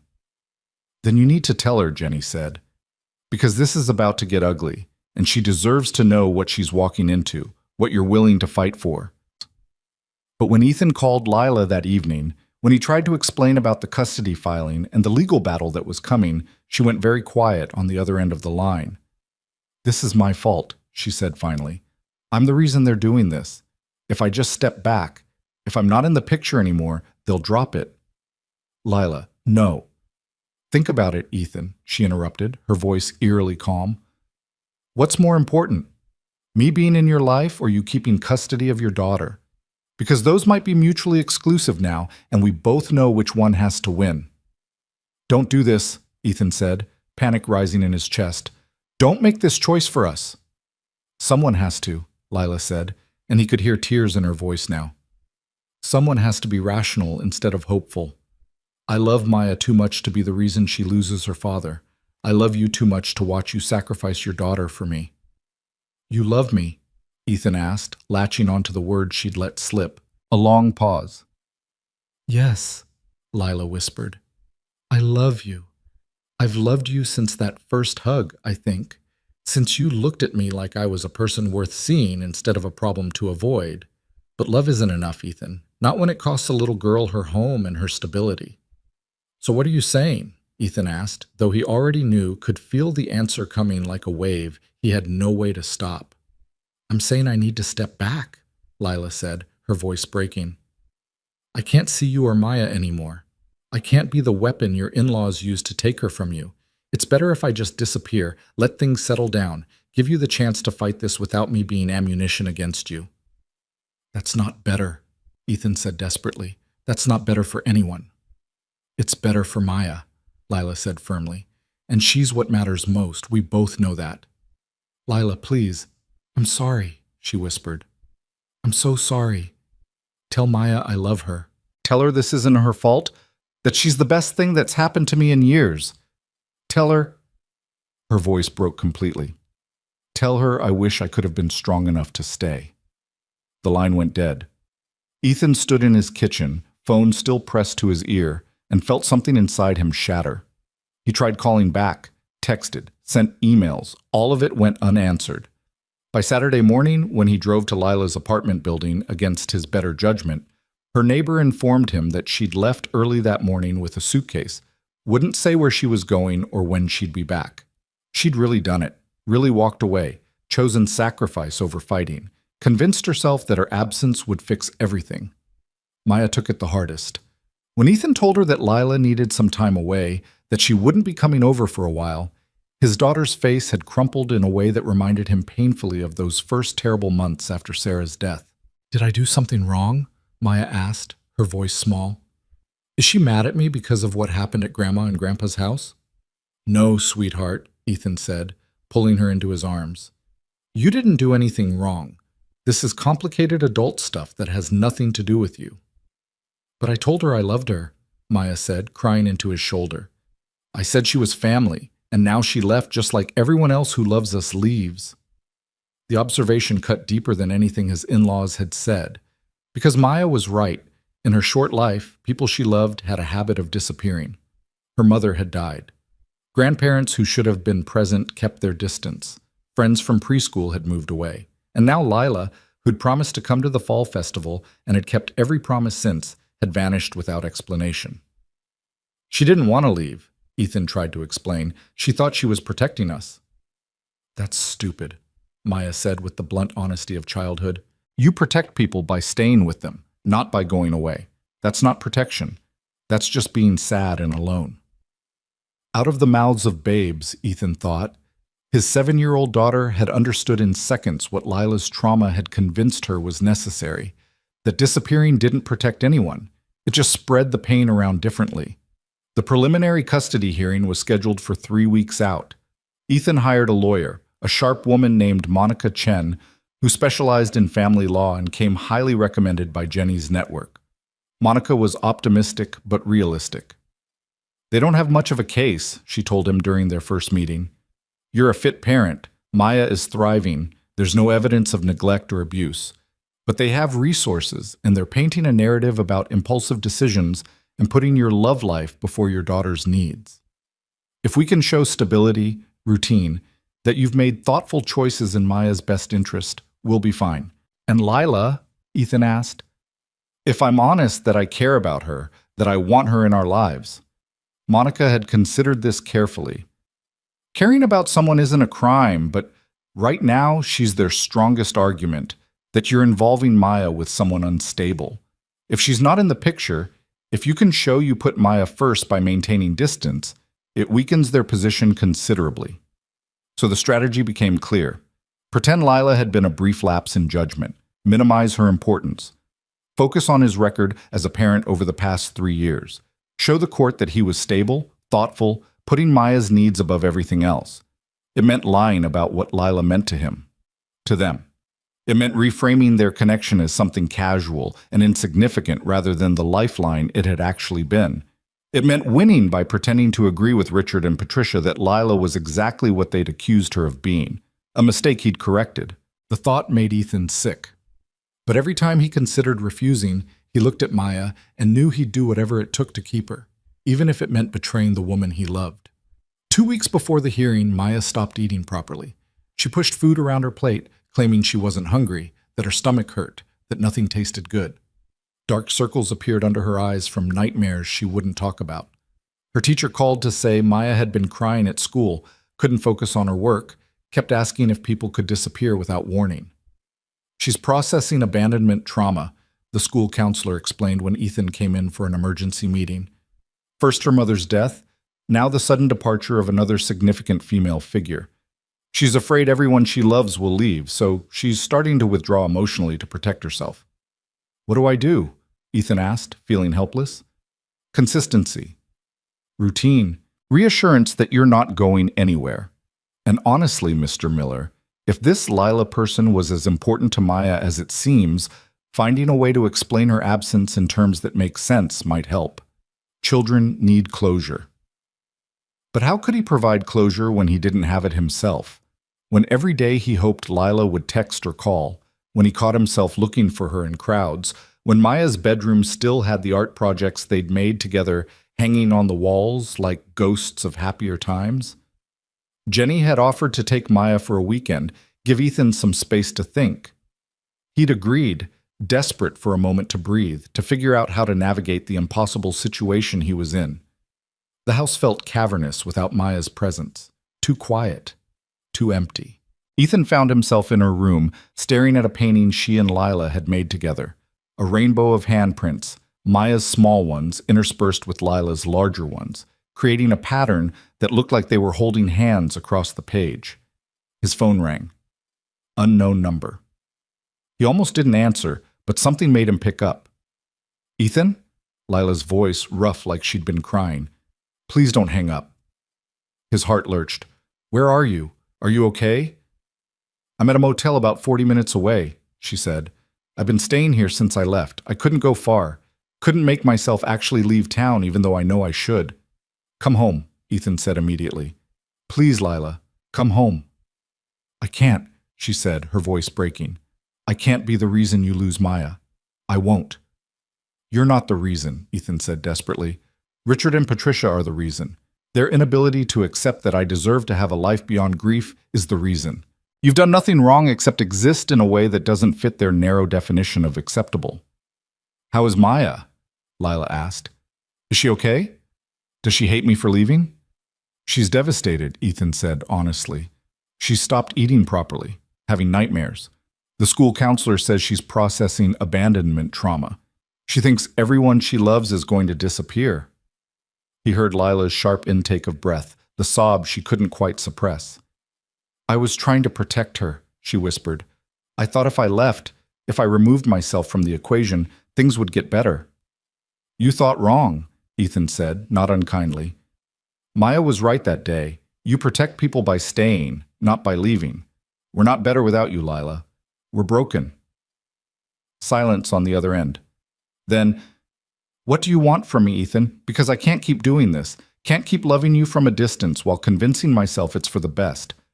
I'm not that strong. So, I want you to fight, Ethan said. I want you to stop deciding for all of us that you're not good enough or strong enough or worthy enough. I want you to come to the custody hearing with me and show the court exactly who you are. Someone brave and kind and irreplaceable. Someone Maya and I choose. Consequences be damned. They'll use it against you, Lila protested. You said your lawyer advised keeping distance. My lawyer advised what would make the case easiest to win, Ethan corrected. But winning by pretending you don't matter isn't actually winning. It's just a different kind of losing. And I'm done losing people I love because I'm too afraid to fight for them. He heard her crying openly now, not trying to hide it. I'm so scared, she admitted. Scared of hoping for this and having it ripped away. Scared of not being enough. Scared of all the ways my broken body and broken life could hurt you and Maya. Then be scared with us instead of alone, Ethan said gently. Come home. Let us figure this out together. Because I love you, Lila. I'm in love with you. And I think you deserve to know that before you make any more decisions about disappearing for our own good. The silence stretched so long he thought she'd hung up. Then, barely audible. You love me? Yes, Ethan said simply. I love you. Maya loves you. You're family. And family doesn't abandon each other when things get hard. I'm still at the Riverside Motel, Lila said, her voice trembling. Room 237. I don't know if I'm brave enough to come back yet. Then I'm coming to you, Ethan said, already grabbing his keys. Stay there, please. Just stay there. He drove faster than he should have, his heart pounding with hope and fear in equal measure. The motel was exactly what he'd expected. Cheap and worn. The kind of place people stayed when they'd run out of options. He found room 237 and knocked. Lila opened the door slowly, and the sight of her broke his heart. She'd lost weight she couldn't afford to lose. Her eyes were hollow with exhaustion and pain, and she was wearing the same clothes he'd last seen her in over 2 weeks ago. I look terrible, she said, a weak attempt at humor. You look like someone who's been carrying the weight of the world alone, Ethan said. Can I come in? She stepped back, letting him into the small room that had clearly been her prison for 2 weeks. Fast food wrappers in the trash, medication bottles on the nightstand, a sketch pad on the bed filled with drawings of Maya that had clearly been her only comfort. They stood facing each other, the space between them charged with everything unspoken. I'm sorry, Lila said first, for running, for deciding what was best without talking to you, for... Ethan closed the distance and kissed her, cutting off her apologies with the truth of what he felt. She froze for just a moment, then melted into him, her arms coming up to wrap around his neck like she was drowning, and he was air.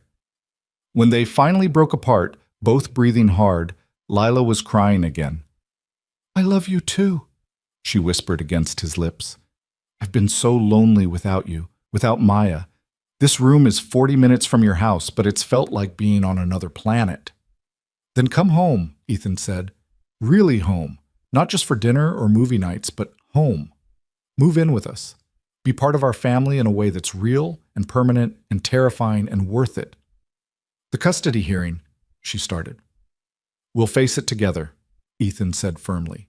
We'll tell the truth, that you're someone we love who's become essential to our family, that Maya is thriving because of you, not despite you, that my in-laws' prejudices don't get to dictate who we care about. What if we lose? Lila asked, the fear raw in her voice. Then we appeal, Ethan said. And if that doesn't work, we figure out the next step. But we do it together. No more running. No more deciding you're not worth fighting for. Lila searched his face, looking for certainty in a situation that offered none. Finally, she nodded. Okay, she whispered. Together. I'm so tired of being alone. Then pack your things, Ethan said. Let's go pick up Maya from Jenny's and tell her you're coming home. I think she has some art projects she's been saving to show you. They left the motel room together, Lila's small suitcase in hand, and drove back toward town as the sun set over the highway. The custody hearing loomed ahead, Richard and Patricia's judgment waiting to fall. But for the first time in 2 weeks, the weight didn't feel quite so crushing, because they were facing it together. And maybe that would be enough. The reunion with Maya was everything Ethan had hoped for, and more. When they arrived at Jenny's house and Maya saw Lila getting out of the car, she'd frozen for just a moment, as if afraid to believe what her eyes were telling her, before running full speed across the lawn and launching herself into Lila's arms with enough force to nearly knock them both over. "You came back," Maya sobbed into Lila's shoulder. "You came back, you came back, you came back." "I'm so sorry I left," Lila said, holding Maya tight while tears streamed down her own face. "That was wrong. I should never have gone away without talking to you first. I was scared and I made a mistake." "Don't leave again," Maya demanded, pulling back just enough to look Lila in the eyes with the fierce intensity only children can manage. "Promise me. Even if you're scared, even if things are hard, you have to promise you won't leave again." Lila glanced at Ethan, who nodded his encouragement. "I promise," she said to Maya. "No more running away. We face hard things together from now on." "Good," Maya said, satisfied. Then she grabbed Lila's hand and started pulling her toward the house. "Come on, I made you something. I've been working on it every day since you left, and Aunt Jenny said it was very therapeutic, which I think means it helped me not be so sad." Jenny met them at the door, taking in the scene with the knowing eyes of someone who'd seen this coming from the beginning. She hugged Lila without hesitation, whispering something in her ear that made Lila nod and squeeze her back gratefully. What Maya had made turned out to be a drawing, but calling it just a drawing didn't capture the emotional weight of what Ethan saw when his daughter proudly held it up. She'd used every color in her marker set to create 3 figures holding hands: a tall man with dark hair, a little girl with curls, and a woman with long dark hair. Above them, she'd written in her careful second-grade handwriting, "Our family." "See?" Maya said, pointing to each figure. "That's Daddy, that's me, and that's you, Lila, because you're part of our family, and families stay together." Lila pressed her hand to her mouth, trying to hold back another wave of tears, but it was useless.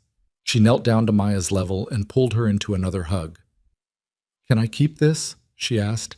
"It's the most beautiful thing anyone's ever made for me." "It's yours," Maya said generously. "I made it for you so you'd remember to come home." "It worked," Lila said, her voice thick with emotion. "I'm home now." The week leading up to the custody hearing passed in a strange blur of normalcy and anxiety. Lila moved her few belongings into Ethan's house, taking the guest room despite Maya's vocal campaign for her to share Daddy's room, because that's what people do when they love each other. They established new routines that felt both comfortable and terrifying in their permanence. Lila helping Maya get ready for school in the mornings, the 3 of them cooking dinner together in the evenings, bedtime stories that usually resulted in Lila falling asleep in Maya's room alongside her. Monica Chen had been less than thrilled with Ethan's decision to have Lila move in before the hearing, calling it strategically inadvisable and exactly what the other side wants you to do. But when she met Lila in person, when she saw the 3 of them together and watched Maya's face light up every time Lila entered a room, her stance had softened slightly. "Okay," Monica had said after spending an evening at their house preparing testimony. "I see it. I see what you're fighting for. It's still going to be an uphill battle, but at least now I understand why you're willing to climb it." She'd coached Lila extensively on how to present herself in court, what questions to expect, how to frame her medical history and financial situation in ways that emphasized resilience rather than instability. Lila had absorbed it all with the focused determination of someone who understood that everything depended on the next few hours. The night before the hearing, after Maya was asleep, Ethan and Lila sat together on the back porch, watching stars emerge in the darkening sky. The November air was cold enough to see their breath, but neither of them wanted to go inside yet. "I'm terrified," Lila admitted quietly. "What if I say the wrong thing? What if the judge looks at me and sees everything your in-laws see, someone broken and poor who doesn't belong in Maya's life?" "Then the judge is wrong," Ethan said, taking her hand. "But I don't think that's going to happen. I think when they see us together, when they hear Maya talk about you, they'll understand what Richard and Patricia refuse to see, that love and stability don't look just one way. I wish I had your confidence, Lila said. I have enough for both of us, Ethan assured her. Whatever happens tomorrow, we're in this together. That doesn't change. She leaned her head on his shoulder, and they sat in silence for a while, drawing comfort from each other's presence. Finally, Lila spoke again, her voice barely above a whisper. Thank you, she said, for seeing me, for choosing me even when it would have been easier not to, for teaching me that I'm worth fighting for. Always, Ethan said, pressing a kiss to the top of her head. You're always worth fighting for. The courthouse was exactly as imposing as Ethan had feared, all marble columns and echoing hallways that seemed designed to make you feel small and powerless. They arrived early, Monica wanting time to go over last-minute strategy before Richard and Patricia showed up with their legal team. Maya was with Jenny, who'd promised to take her to the zoo and keep her distracted until this was over. They'd explained to Maya that there was going to be a meeting where adults would talk about what was best for her, trying to frame it in terms that wouldn't terrify a 7-year-old. She'd been skeptical, but had hugged both of them fiercely before leaving with her aunt. Remember, Monica said as they waited in the hallway outside the courtroom, be honest but measured. Don't get defensive. Don't let them make you angry. The judge is looking for stability and mature decision-making. Show her that. Richard and Patricia arrived with their lawyer, a severe-looking man in an expensive suit who barely glanced at Ethan before conferring with his clients. Patricia looked through Lila like she was invisible, while Richard's expression was set in grim determination. They believed they were doing the right thing, Ethan realized. In their minds, they were rescuing their granddaughter from a father who'd lost his way. The courtroom itself was smaller than Ethan had expected, less dramatic than what television had led him to believe. Judge Margaret Harrison presided, a woman in her 60s with silver hair and sharp eyes that seemed to miss nothing. She reviewed the case file briefly before looking up at the assembled parties. This is a preliminary hearing to determine if there's sufficient cause to proceed with a custody modification, she said, her voice carrying the weight of years on the bench. I've reviewed the initial filings. Mr. Sterling, as the petitioners, your attorney may present your case. The Sterling's lawyer, his name was something pretentious, Ethan thought, something like Ashford or Kensington, stood and launched into an argument that painted Ethan as a man whose grief had led to poor judgment. He presented affidavits from neighbors who'd witnessed Lila's comings and goings at all hours, medical records obtained through questionable means that detailed Lila's injuries and ongoing health issues, financial records showing her part-time employment and reliance on disability payments. The concern here, Your Honor, is not that Mr. Miller is a bad father, Ashford or Kensington said smoothly. It's that he's a grieving father who has become involved with a woman wholly unsuited to help raise a young child. Ms. Hart has significant medical issues that require ongoing treatment and limit her ability to maintain stable employment. She lives in a high-crime neighborhood and survives on government assistance. Most concerning, she has inserted herself into this vulnerable child's life at a time when the child is still processing the loss of her mother.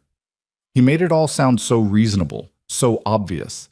Of course, a loving grandfather would be concerned. Of course, the responsible thing was to ensure Maya wasn't exposed to instability.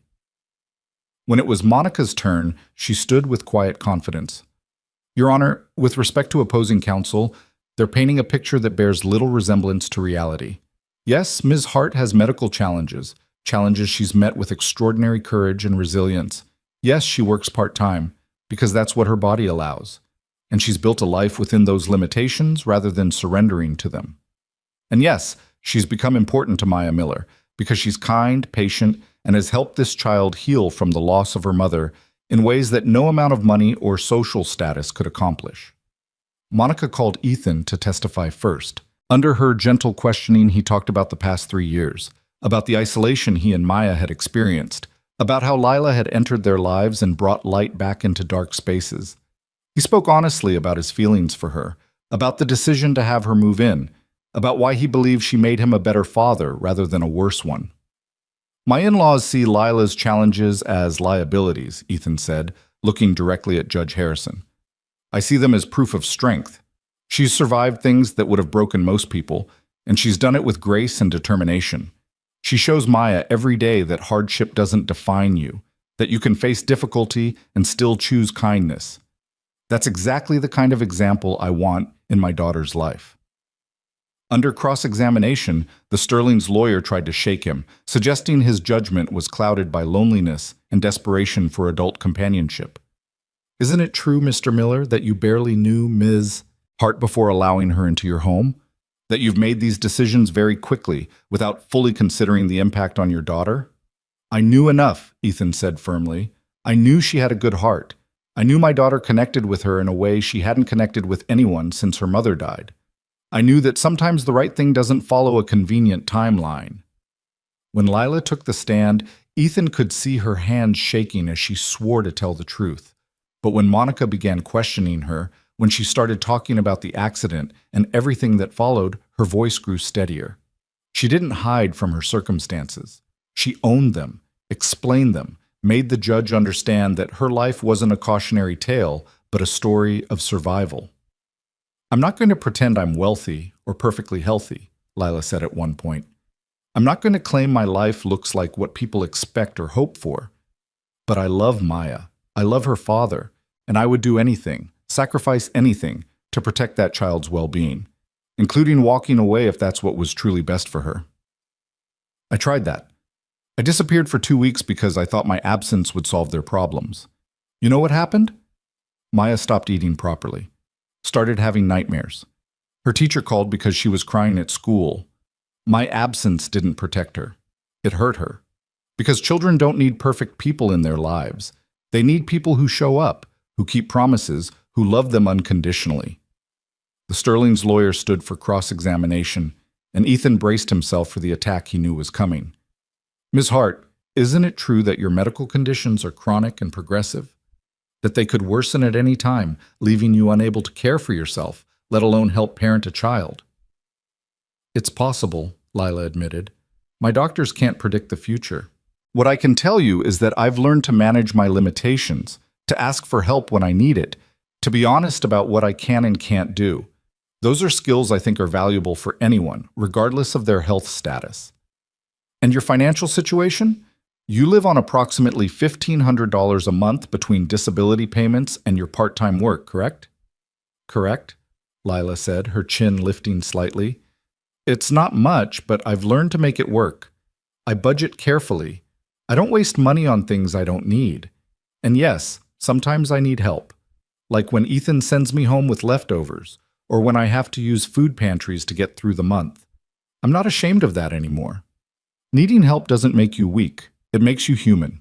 But you can understand the grandparents' concern, the lawyer pressed, about exposing Maya to such financial instability, to a lifestyle so different from what her mother would have provided. This was the moment, Ethan realized, where Lila could either crumble or stand firm. He watched her take a deep breath, square her shoulders, and meet the lawyer's eyes directly.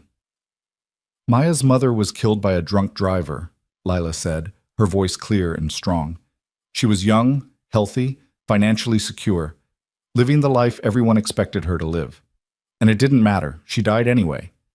Life doesn't come with guarantees, regardless of how much money you have or how perfect your circumstances look from the outside. What Maya needs isn't someone who can promise her a life without hardship. That's a lie. What she needs is someone who will be honest with her about the fact that life is hard sometimes, that people face challenges, and that the way you handle those challenges is what defines you. I can teach her that. I live that every single day. The courtroom was silent when she finished. Even the Sterling's lawyer seemed momentarily at a loss for words. Judge Harrison was watching Lila with an expression Ethan couldn't quite read. Any further questions for this witness? The judge asked. No, Your Honor, the lawyer said, sitting down. Monica called one more witness, Maya's teacher, Mr. Peterson, who testified about the positive changes he'd seen in Maya since Lila had entered her life.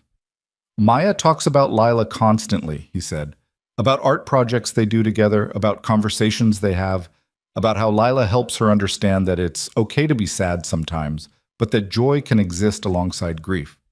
Whatever Miss Hart's circumstances are, her impact on Maya has been overwhelmingly positive. When both sides had presented their cases, Judge Harrison called for a brief recess. Ethan, Lila, and Monica waited in the hallway, none of them speaking, all of them lost in their own thoughts about what might happen next. Jenny texted to say Maya was having a great time at the zoo, but kept asking when she could see Daddy and Lila. The normalcy of it, a child at the zoo, worried about normal things, felt surreal against the backdrop of adults in a courthouse deciding her fate. When they were called back in, Judge Harrison looked at both parties with an expression that had softened slightly from her earlier judicial neutrality. "I've heard testimony from both sides," she said, "and I want to be clear about something from the outset. Mr. and Mrs. Sterling, I understand you love your granddaughter and want what's best for her. That's admirable. However, love doesn't give you the right to dictate how a fit parent chooses to live their life or who they choose to include in their family." Ethan felt hope beginning to bloom in his chest, but he tried not to let it grow too much yet. "Mr. Miller is by all accounts a good father," the judge continued. "Maya is healthy, happy, doing well in school, and has been well cared for since her mother's death. The introduction of Ms. Hart into their lives is not grounds for concern. In fact, from what I've heard today, her presence has been beneficial to the child. Yes, Ms. Hart faces challenges, but challenges don't disqualify someone from being a positive influence in a child's life. Often, quite the opposite." She turned to look directly at Richard and Patricia. "I'm denying your petition for emergency custody. I see no evidence that Maya is in any danger or that Mr. Miller's parenting should be questioned. If you wish to pursue this further, you have the right to file a more comprehensive custody suit. But I'm advising you now that unless circumstances change dramatically, you're unlikely to succeed." Richard's face had gone red with anger, but Patricia looked more thoughtful, her eyes moving between Ethan and Lila with something that might have been the beginning of understanding. "Furthermore," Judge Harrison said, "I'm going to strongly recommend that all parties consider family mediation. You're all connected through Maya, and she deserves to have relationships with her grandparents that aren't poisoned by legal battles. Find a way to coexist peacefully, if not for your own sakes, then for hers." She rapped her gavel once. "This hearing is concluded." For a moment, Ethan couldn't quite process that it was over, that they'd won. Then Lila grabbed his hand, squeezing so tight he could feel her trembling, and reality crashed back in. Monica was smiling, collecting her papers with the satisfied air of someone who'd expected this outcome. Across the aisle, the Sterling's lawyer was conferring with Richard and Patricia in low, urgent tones. "Let's get out of here," Monica said quietly, "before they decide to say something everyone will regret." They were halfway down the courthouse steps when Patricia's voice called out behind them. "Ethan, wait, please." He turned slowly, Lila's hand still in his, prepared for one final confrontation. But Patricia's expression had shifted. The cold judgment had cracked, revealing something more complex underneath.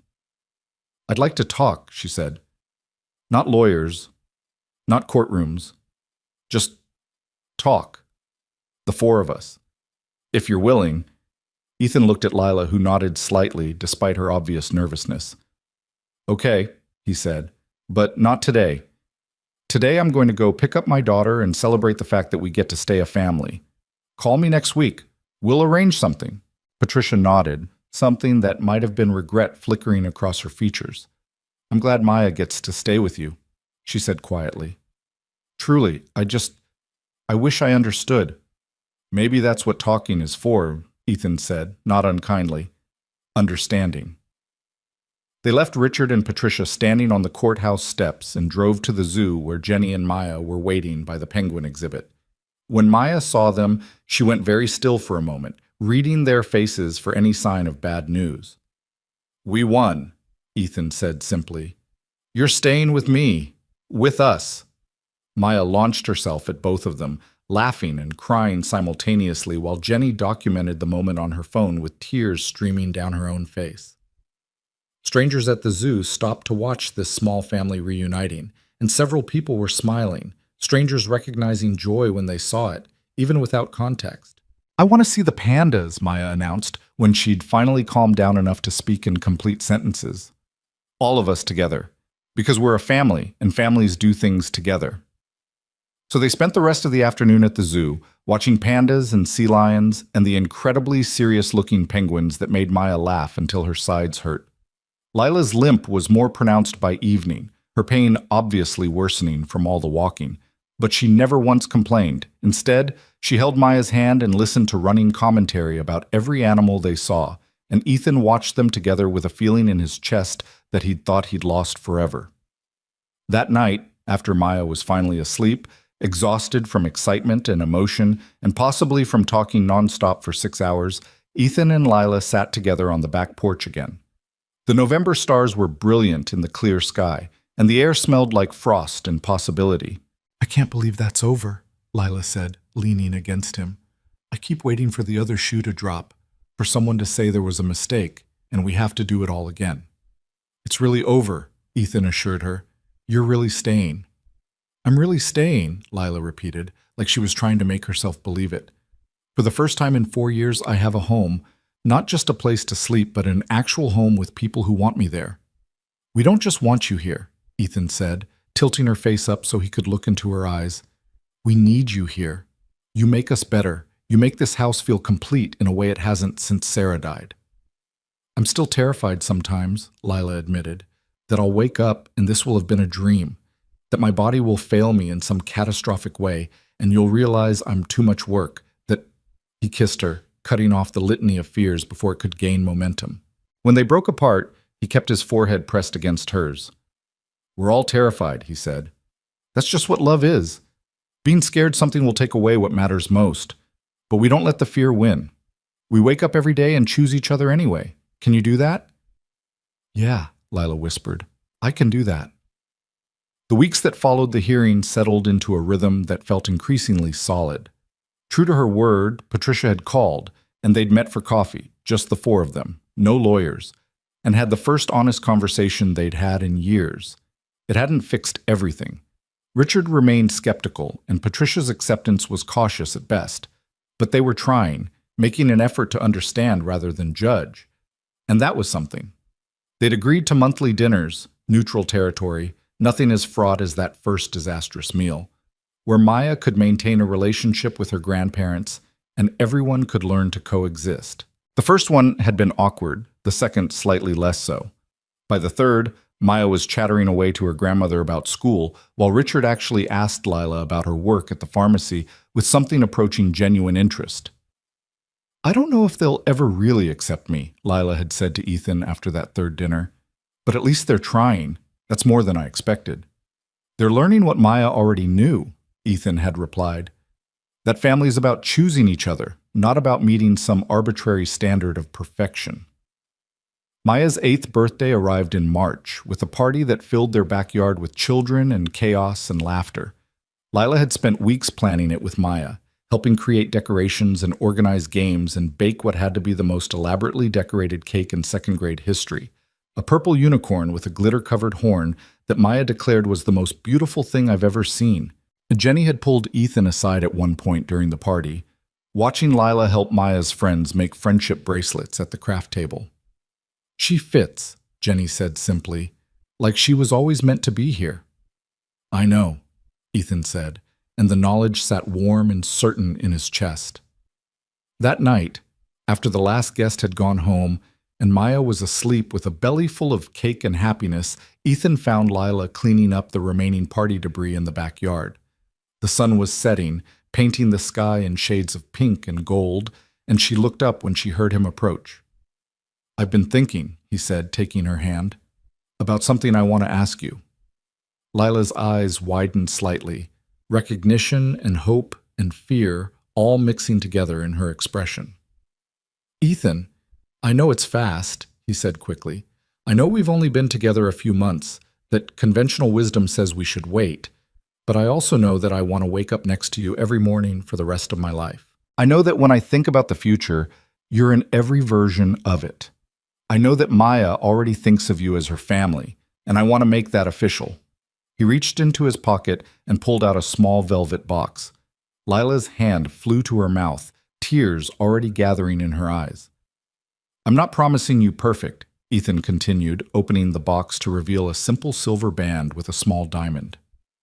"I can't promise that our lives will be easy, or that we won't face challenges, or that everything will work out exactly how we hope. But I can promise that I'll show up, that I'll choose you every single day, that when things are hard, we'll face them together." He knelt down on one knee in their backyard, surrounded by leftover birthday decorations and the debris of celebration. "Lila Hart, will you marry me?" She was crying in earnest now, nodding before she could find words. "Yes," she finally managed to say.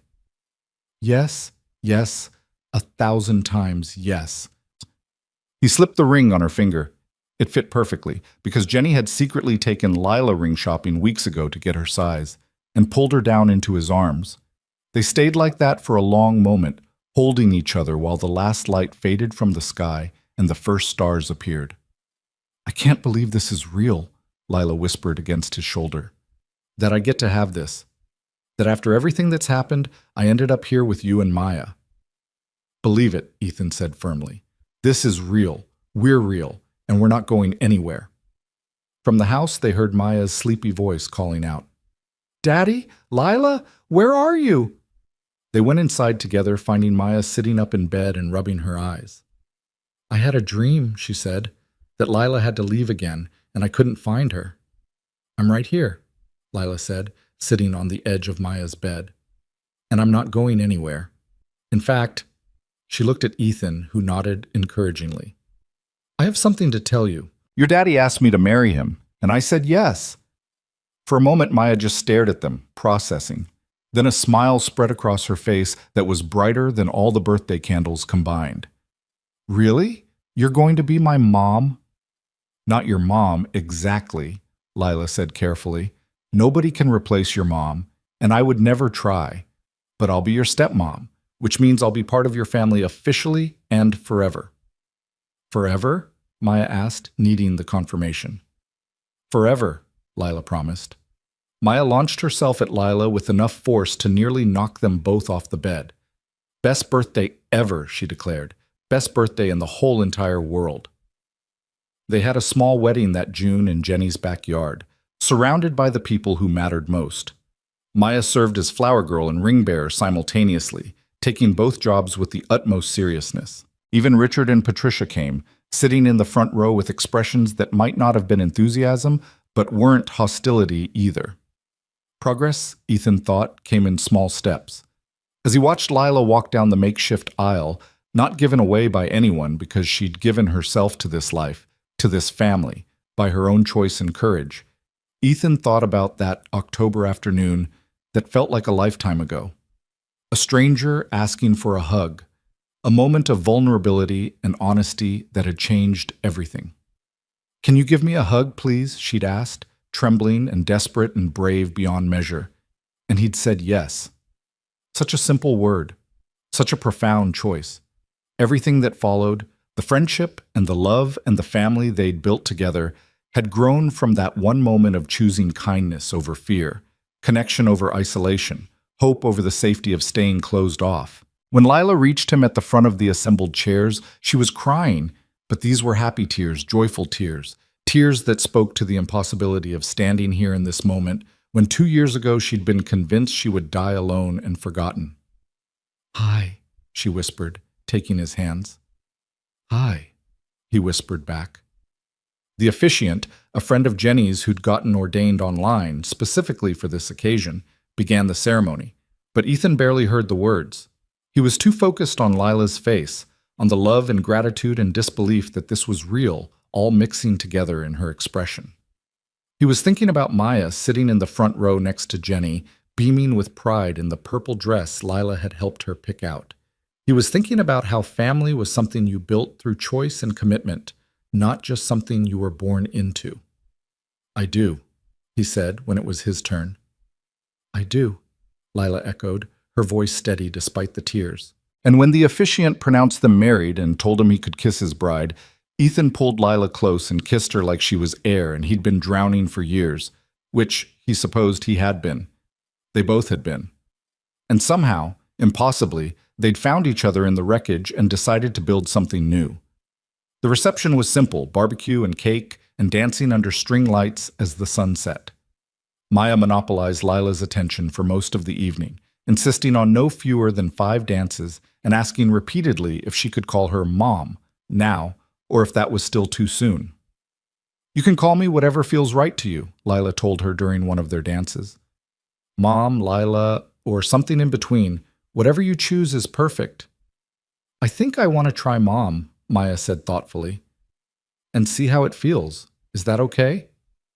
That's more than okay, Lila said, her voice thick with emotion. That's the greatest honor anyone could give me. As the evening wound down and guests began to leave, as Maya finally fell asleep on a pile of coats in Jenny's guest room and the last of the string lights were unplugged, Ethan and Lila stood together in the quiet aftermath of celebration. We did it, Lila said softly. We actually did it. Did you doubt we would? Ethan asked. Every single day until today, Lila admitted. But I'm starting to believe now that this is real, that I get to keep it. You get to keep it, Ethan assured her, because I'm never letting you go. They drove home with Maya sleeping in the back seat, the simple gold bands on their fingers catching the streetlight as Ethan reached over to take Lila's hand. Tomorrow they'd start their life as an officially married couple, would navigate all the mundane and extraordinary moments that made up a shared existence. But tonight, driving through the quiet streets with his daughter and his wife, Ethan felt something he hadn't felt in years. Complete, whole, home.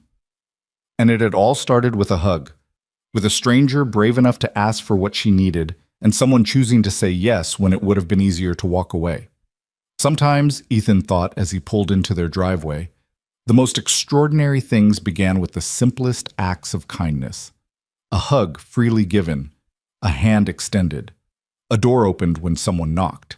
He looked at Lila, at this woman who'd survived so much and still chose courage over fear, love over safety, hope over despair. And he thought about all the people who'd told them this wouldn't work, that they were moving too fast, that Lila's challenges would be too much, or that grief had clouded his judgment. They'd all been wrong. Not because life was suddenly perfect, or because challenges had disappeared, but because they'd learned what Maya had understood from the beginning, that love isn't about perfect circumstances or ideal timing. It's about showing up, staying present, choosing each other again and again, especially when things are hard. As they carried their sleeping daughter inside and tucked her into bed, as they finally collapsed onto their own bed, exhausted and happy and married, Ethan pulled Lila close and felt her settle against him like she'd always belonged there. Thank you, he whispered into the darkness. For what? Lila asked sleepily. For being brave enough to ask for a hug that day, Ethan said, for giving us the chance to find each other. Lila was quiet for a moment, then he felt her smile against his shoulder. Thank you for saying yes, she whispered back, for seeing me when everyone else looked away, for choosing us. Always, Ethan promised. Every single time I'll choose us. And he meant it. Through whatever came next, good days and bad days, health and sickness, wealth and poverty, he would choose this family they'd built from hope and courage and one small act of kindness on an autumn afternoon. The woman who'd asked a stranger for a hug was sleeping peacefully beside him now, wearing his ring and his last name, safe and loved and home. And in the room down the hall, their daughter, his by blood, theirs by choice, was dreaming of rainbows and unicorns and a future filled with the kind of love that showed up and stayed. It was more than enough. It was everything. And it had all begun with someone being brave enough to ask for what they needed, and someone else being kind enough to give it. In the end, that was the story Ethan would tell when people asked how he and Lila met. Not the dramatic parts about custody battles and in-laws and overcoming prejudice, just the simple truth of that first moment. A hug requested, a hug given, and everything that followed, the laughter and tears, the challenges and triumphs, the ordinary and extraordinary moments that made up a life together, had grown from that single seed of connection. Proof that sometimes the biggest things in life started with the smallest gestures, that kindness rippled outward in ways you couldn't predict, that being brave enough to be vulnerable, to admit you needed something, to reach out even when rejection seemed certain, that kind of courage could change everything. Lila had changed everything for them, and they had changed everything for her. Not by fixing each other, broken people couldn't be fixed like machines with faulty parts, but by choosing to be broken together, to build something beautiful from the pieces of their shattered pasts.